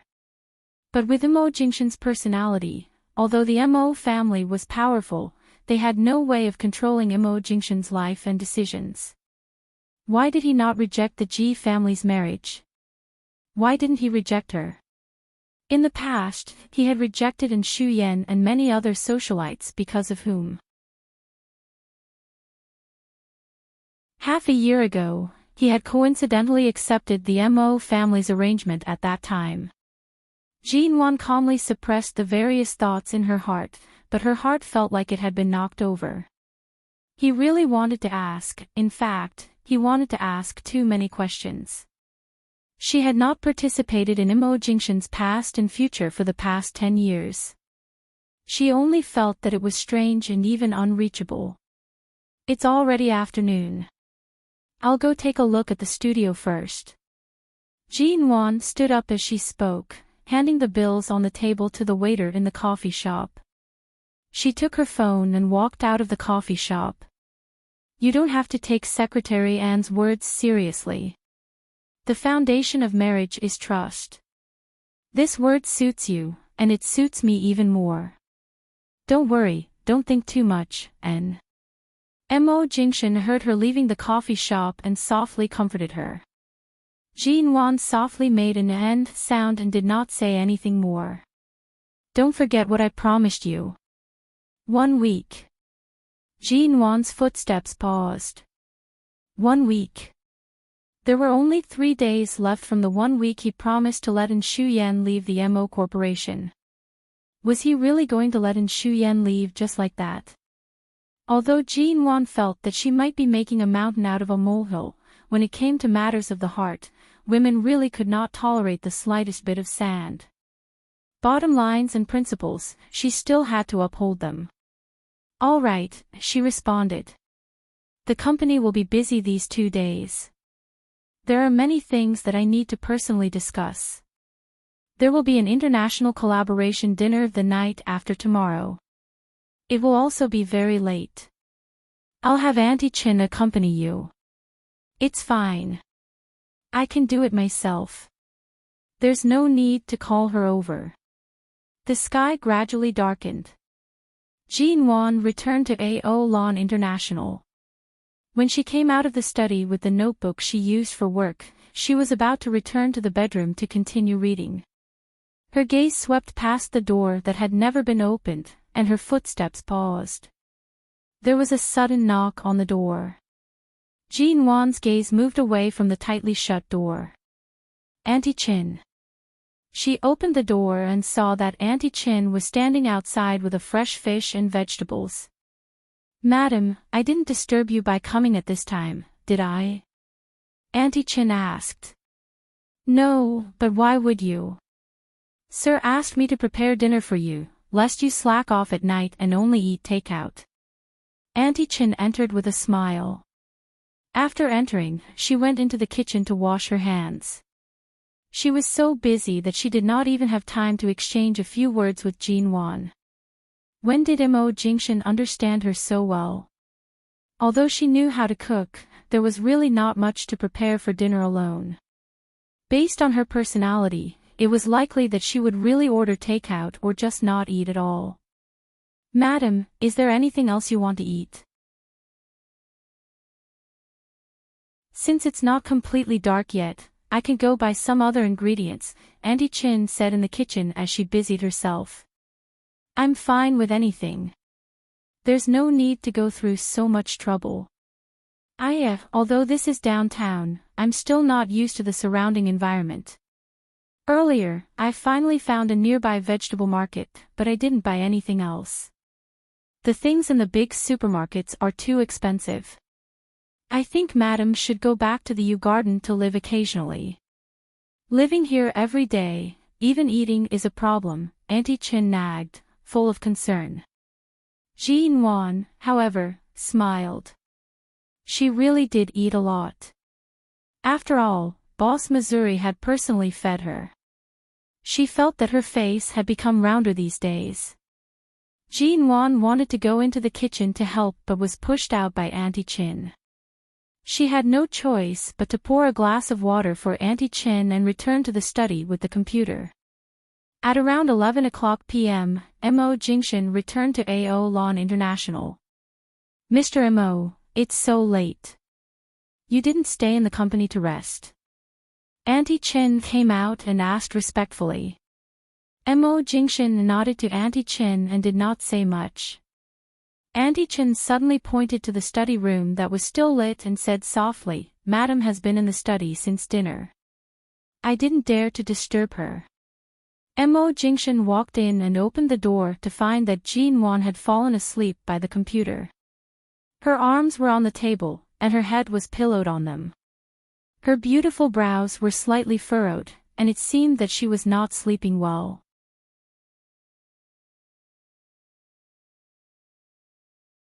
Chapter 94. When Jean Wan woke up, it was already past 7 in the morning. Mo Jingshan's figure was no longer on the bed. She did not remember when she returned to the bedroom last night. Right now, her clothes had been changed into her usual nightgown. It couldn't be that Auntie Chin had the strength to carry her in and help her change her clothes, right? Auntie Chin. Jean Wan grabbed her slightly messy hair as she walked out. Jingshan came back last night. That's right, Madam. Mr. Mo came back very late last night. Mo Jingshan had clearly told her that the company would be busy these few days and had specially asked Auntie Chin to accompany her. In the end, he was so busy that he returned to AO Lawn International. She did not know if the distance between Mo Jingshan's heart and hers was close or far. At this moment, Jean Wan felt that perhaps she really should not be affected by Secretary Anne's words. There was no need to think about such things. She was simply worrying over nothing. That's right, Mr. Mo also said that in the future, Madam, you must return to the bedroom to sleep before 10. You're not allowed to work so late in the study or stay up late.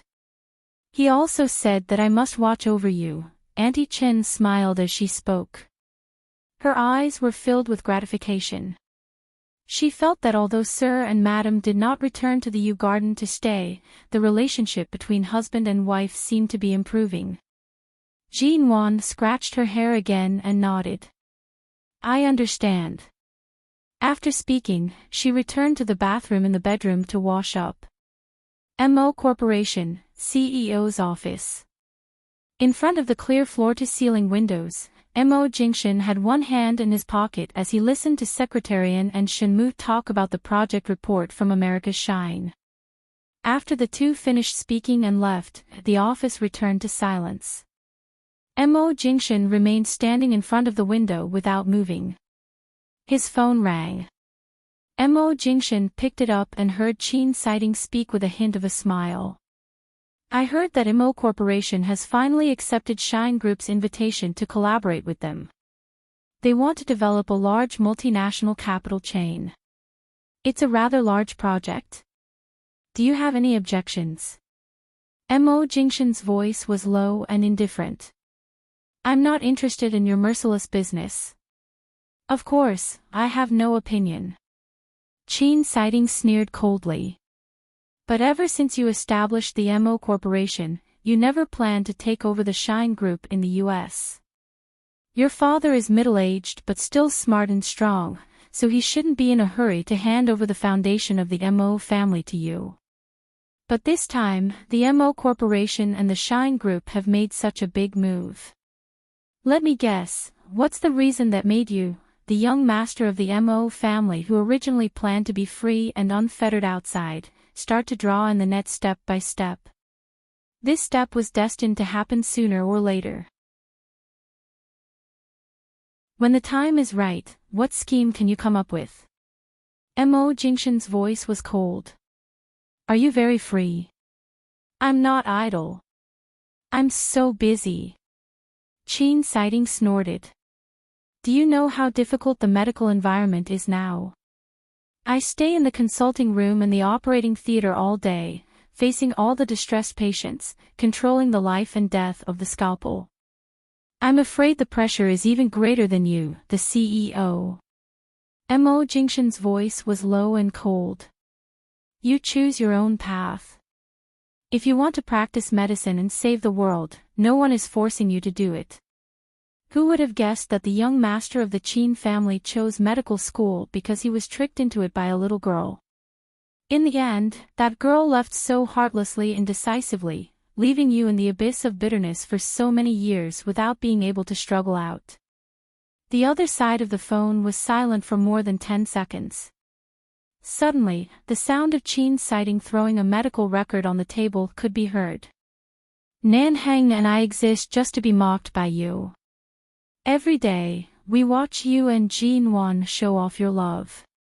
Not only do we eat dog food until we're full, we also have to be poked by you until we can't stop the bleeding for 10,000 years, right? Mo Jingshan indifferently snorted. You asked for it. Qin Siding released a mocking laugh. I'll see when you taste the feeling of being kicked by your own woman, and when you can't even find her, Nanhang and I will definitely return these 3 words to you. 3 words, 3 knives, 1 knife at a time, stabbing into your heart. You're becoming less and less like a physician. Then what do I look like? Psychiatry suits you. Alright, when you're kicked by Jinwan, the first patient I'll accept in the psychiatry department will be you. Qin Siding sneered. Alright, I'll be serious with you. Recently, the Xing family hasn't been peaceful. The 2 successors have basically been crippled. The illegitimate son who has been away for so many years is most likely going to completely change the sky of the Xing family when he returns. I only found out now that the Xing family's illegitimate son is actually in the same line of work as me. Last year, we even met at the provincial medical conference. He really hit himself deeply. Mo Jingshan was not surprised. His tone was indifferent and cold. A knife operator who can easily cut apart 206 bones in a human body without leaving any flesh behind, killing his way into the business world is not something worth celebrating. TSK, since you know, I won't share this news with you. Qin Siding's laughter was cold. However, you should be careful of this kind of person who is good at hiding. After all, I also just found out that he has quite a deep relationship with Jinwan. As soon as Qin Siding finished speaking, Mo Jingshan hung up the phone mercilessly. Qin Siding, the next day, when Jinwan woke up, she still did not see Mo Jingshan. Auntie Qin said that he still returned very late and left very early.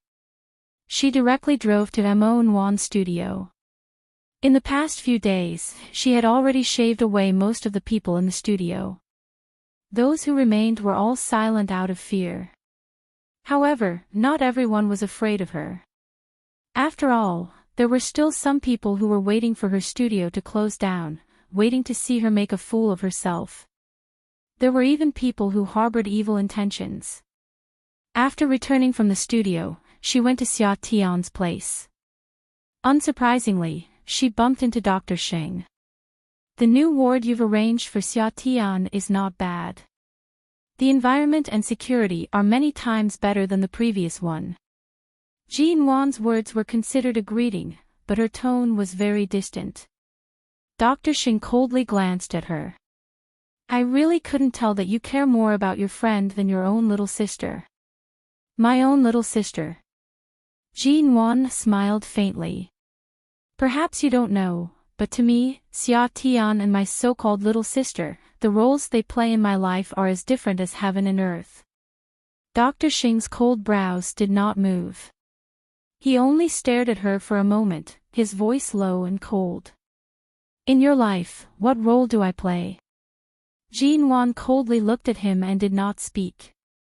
Dr. Xing had long guessed that she would refuse to answer. He removed his mask and placed it in the pocket of his white coat. His expression was stern.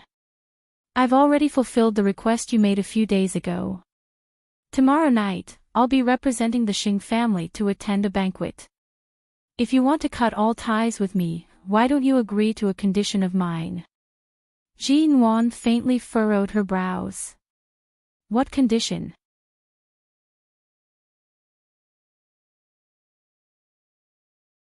Chapter 95. Why should I promise you?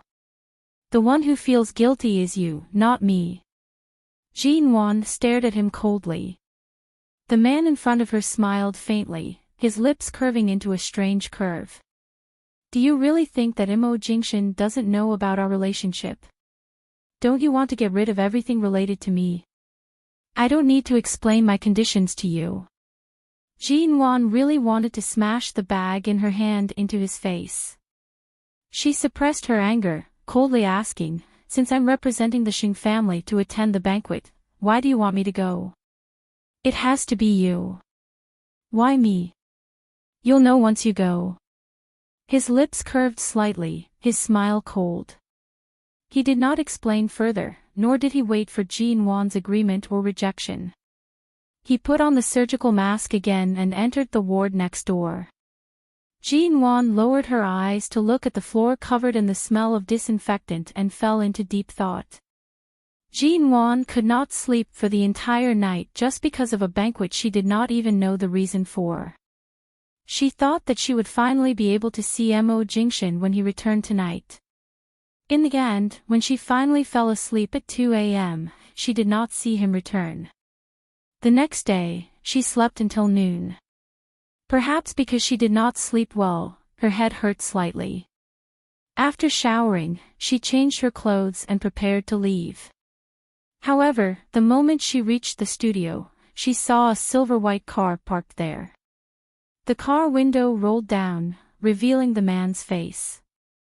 Although he was handsome, because he rarely walked outside, he lacked the moisture of sunlight and often wore a surgical mask. As a result, he appeared slightly paler than the average good-looking man. Jean Wan furrowed her brows, her gaze unhappy. How did you know I would come here? The expression of the man in the car did not change. He remained indifferent and cold. He glanced at Jean Wan's businesslike attire, and an incomprehensible coldness and melancholy appeared in his eyes. Little girl, you've really grown up. Dr. Sheng. Jean Wan coldly stood by the car door. Don't tell me that you've always been clear about my whereabouts. If that's the case, I'm afraid I'll call the police. The man watched her. Tonight, you're my female companion. Aren't the 3 words Dr. Sheng a little too unfamiliar? Jean Wan's smile was cold, and her words were full of sarcasm. Xingyihan. When Xingyihan heard this form of address that he hadn't heard for a long time, his pale lips curled up slightly, but it was only for a moment before it disappeared. Yesterday, I didn't agree to attend that dinner with you. After a night of consideration, my answer is still that I won't go. Jean Wan finished speaking and turned to leave without looking at him. However, just as he turned around, his vision suddenly darkened, and he almost stumbled forward. She hurriedly raised her hand to support herself against the street lamp beside her to barely stand. This morning, he had a headache. Perhaps it was because of the bone-chilling autumn wind, the cold rain, and the cold air from the north. The autumn wind made people's headaches.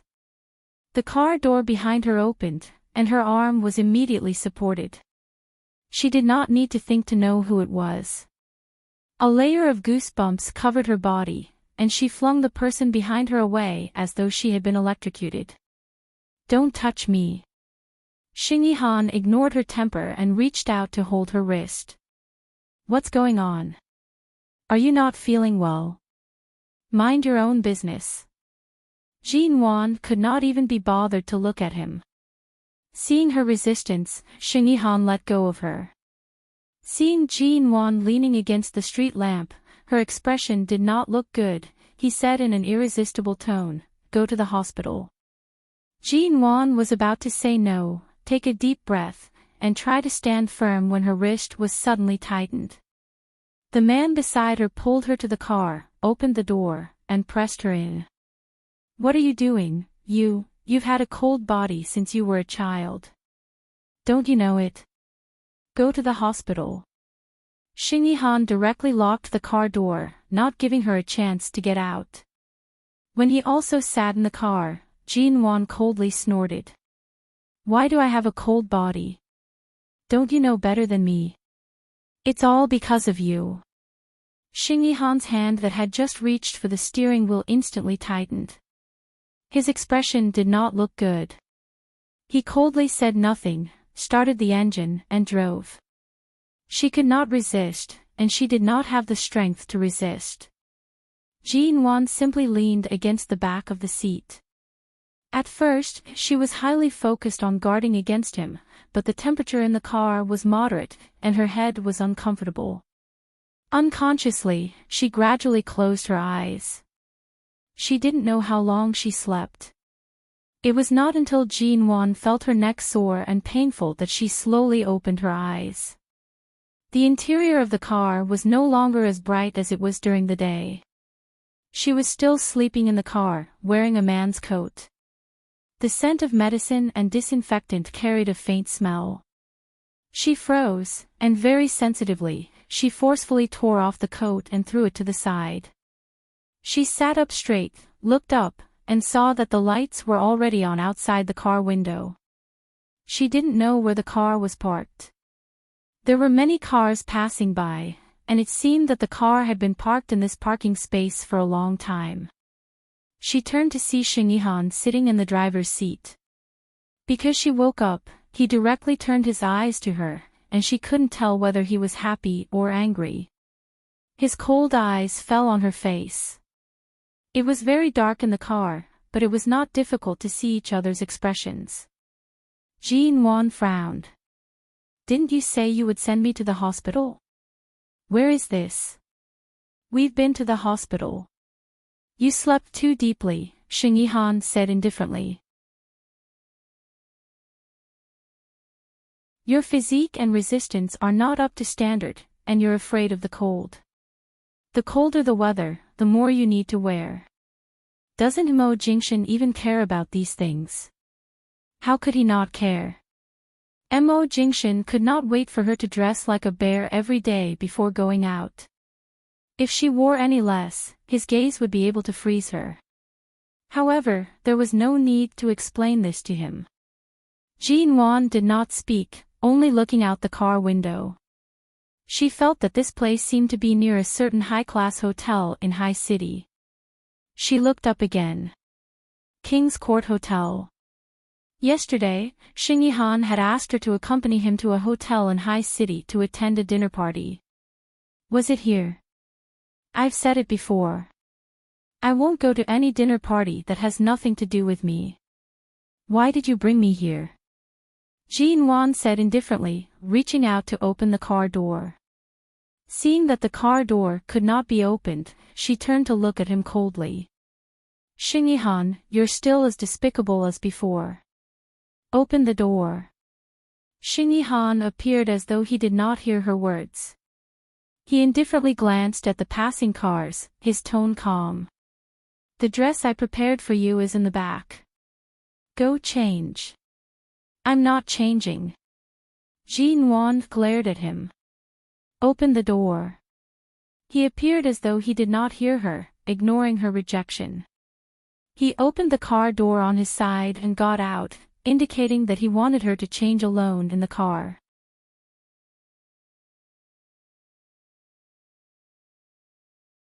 Chapter 96. Jean Wan directly took out her phone to call the police. From the corner of her eyes, she suddenly saw a black limousine parked in front of the hotel.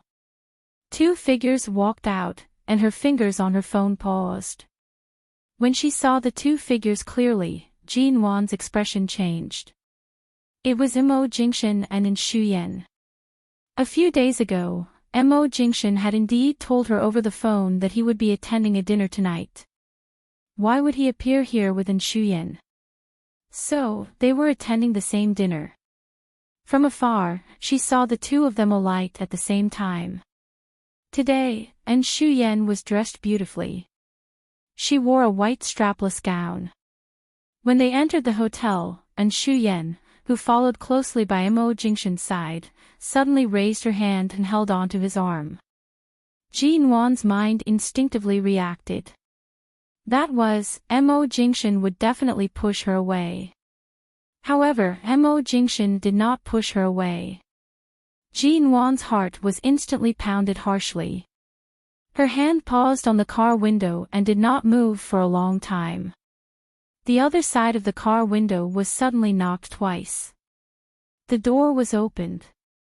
Xing Yihan looked at her, asking softly, "Are you sure you're not going in?"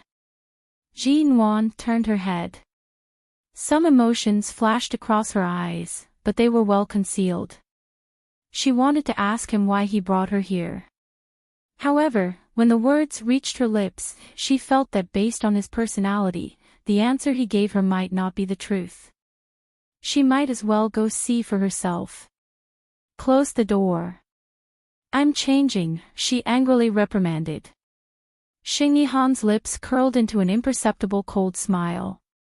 The car door was closed again. As if to reassure her, he left the electronic car key in the car, giving her a chance to open the door and come out by herself after changing the car. Was he certain that she would not run away again? Jin Wan secretly gritted her teeth. She reached out and took the bag from the back seat. She opened it and saw that it was a high-end box containing the gown. She impatiently opened it. 10 minutes later, Jin Wan alighted from the car. "Do you think I'm still a teenage girl? It's actually a pink gown, and the hem is decorated with all kinds of feathers. I really wonder if you deliberately brought me to this kind of place to embarrass me," she complained with an unpleasant expression. Xing Yihan took a look at her, and there was a flash of amazement in his cold eyes. Although Jin Wan used to attend all kinds of banquets with her father, he had to admit that Jin Wan's beauty was very low-key and gentle. It was not aggressive or lethal, but as long as she dressed up a little, her natural beauty was more attractive to men than her lethal beauty. "You're only 20, why can't you wear pink?" Xing Yihan walked away from the car, his tone still cold, but when Jin Wan glanced at the hotel with a dark expression, he casually said to her, "Very beautiful. Who would make a fool of themselves in such a place?" "You won't make a fool of yourself. After all, you win in appearance." This man, Xing Yihan, was so annoying even when he was saying nice things. Jin Wan didn't look at him.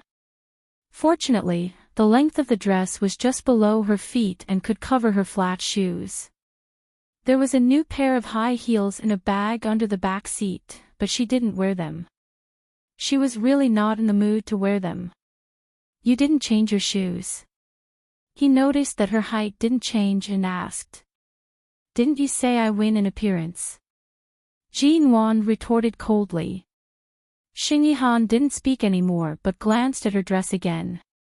She was more than 1.6 meters tall and had a slender figure. Her tight fit was perfect. Wearing such a dress, the length was just right. She really didn't need to wear a pair of heels that were more than 10 centimeters tall to look tall and slender like other women. He turned to the hotel, and Jin Wan followed. As she walked, she simply used a rubber band to tie up her long hair, which was scattered on her shoulders and back, into a slightly fluffy bun on the top of her head. Then, she walked in with a plain face. Before entering the main entrance of the hotel, Xing Yihan noticed that she was dressed simply for this kind of dinner party and said meaningfully, "I really didn't expect that the Ji family's eldest miss would one day be so crude." Crude? Jean Wan held back a smile as she looked at the well-dressed people inside. Anyone who had gone through 10 years of hardship would not be able to be refined. Could it be that she would have to call a stylist to come over and style her before going in? If it was the Jean Wan of the past, perhaps she would have done so. She didn't explain, and after entering, she didn't plan to get too close to Xingyihan. King's Court Hotel was the largest 7-star hotel in Haiqing. There were already many people in the luxurious banquet hall, and there were many people dressed in fragrant clothes. Famous politicians and businessmen stood in groups of 3 to 5, raising wine glasses and toasting. It was so lively that Jean Wan was deeply suspicious. With such a grand scene, just what kind of dinner party was this? Jean Wan noticed that there were many guests speaking with American English accents in the banquet hall. From their English conversation, she could vaguely tell that they were the senior executives and important members of the Shine Group. And tonight, Shine Group officially signed a contract with the MO Corporation for an international cooperation project. Recently, MO Jingshan had indeed been busy with this matter. After listening for a while, Jean Wan noticed Xingyihan's gaze on her and had no choice but to follow him inside. Several people were conversing, and their voices landed in her ears. Shine Group was founded in Haiqing. After moving its headquarters to America more than 10 years ago, I didn't expect that the first international cooperation with a domestic company would actually be with the MO Corporation. No matter how you look at it, it's still our home. As expected, we should keep the goodies within our own fields. I heard that Director MO will also be here tonight. It's been many years since Director MO returned to Haiqing, right? The company headquarters in America needs him to oversee it. It's really been hard on him these past few years. Isn't that so? I heard that when CEO MO got married half a year ago, Director MO couldn't even find time to return to attend the wedding.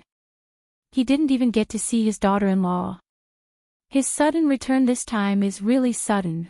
Jean Wan's heart was filled with an indescribable sense of unease. Director MO Jingshan's father, Mo Shaoze. She continued walking in. All of a sudden, from the corner of her eyes, she saw a tall and familiar figure. Jean Wan turned to look in that direction. That person, that face. It was Mo Jingshan, that handsome face that caused one's hair to stand on end. He walked to the center of the banquet hall from the other side. The light and shadows disappeared, and his figure and appearance became clear inch by inch. He had cool and handsome brows, a high nose bridge, and light lips. His facial features were like the work of God, perfect and impeccable. His cold lips were curved in an extremely bland and emotionless curve. Black trousers wrapped around his long and straight legs, without a trace of unkempt. Similarly, he wore a black, handmade shirt that was expensive. The moment he appeared, he did not need to speak to immediately attract everyone's attention. Handsome and cold, bland and calm, as well as an unparalleled aloofness, you're tuning into the LoveLore Library YouTube channel. We're so grateful for your support, and don't forget to subscribe to join us on this incredible journey through captivating stories. Your generosity through donations truly makes a world of difference, as it's the primary source of revenue that allows me to expand and enhance this channel for you. Thank you from the bottom of my heart for being a part of this adventure.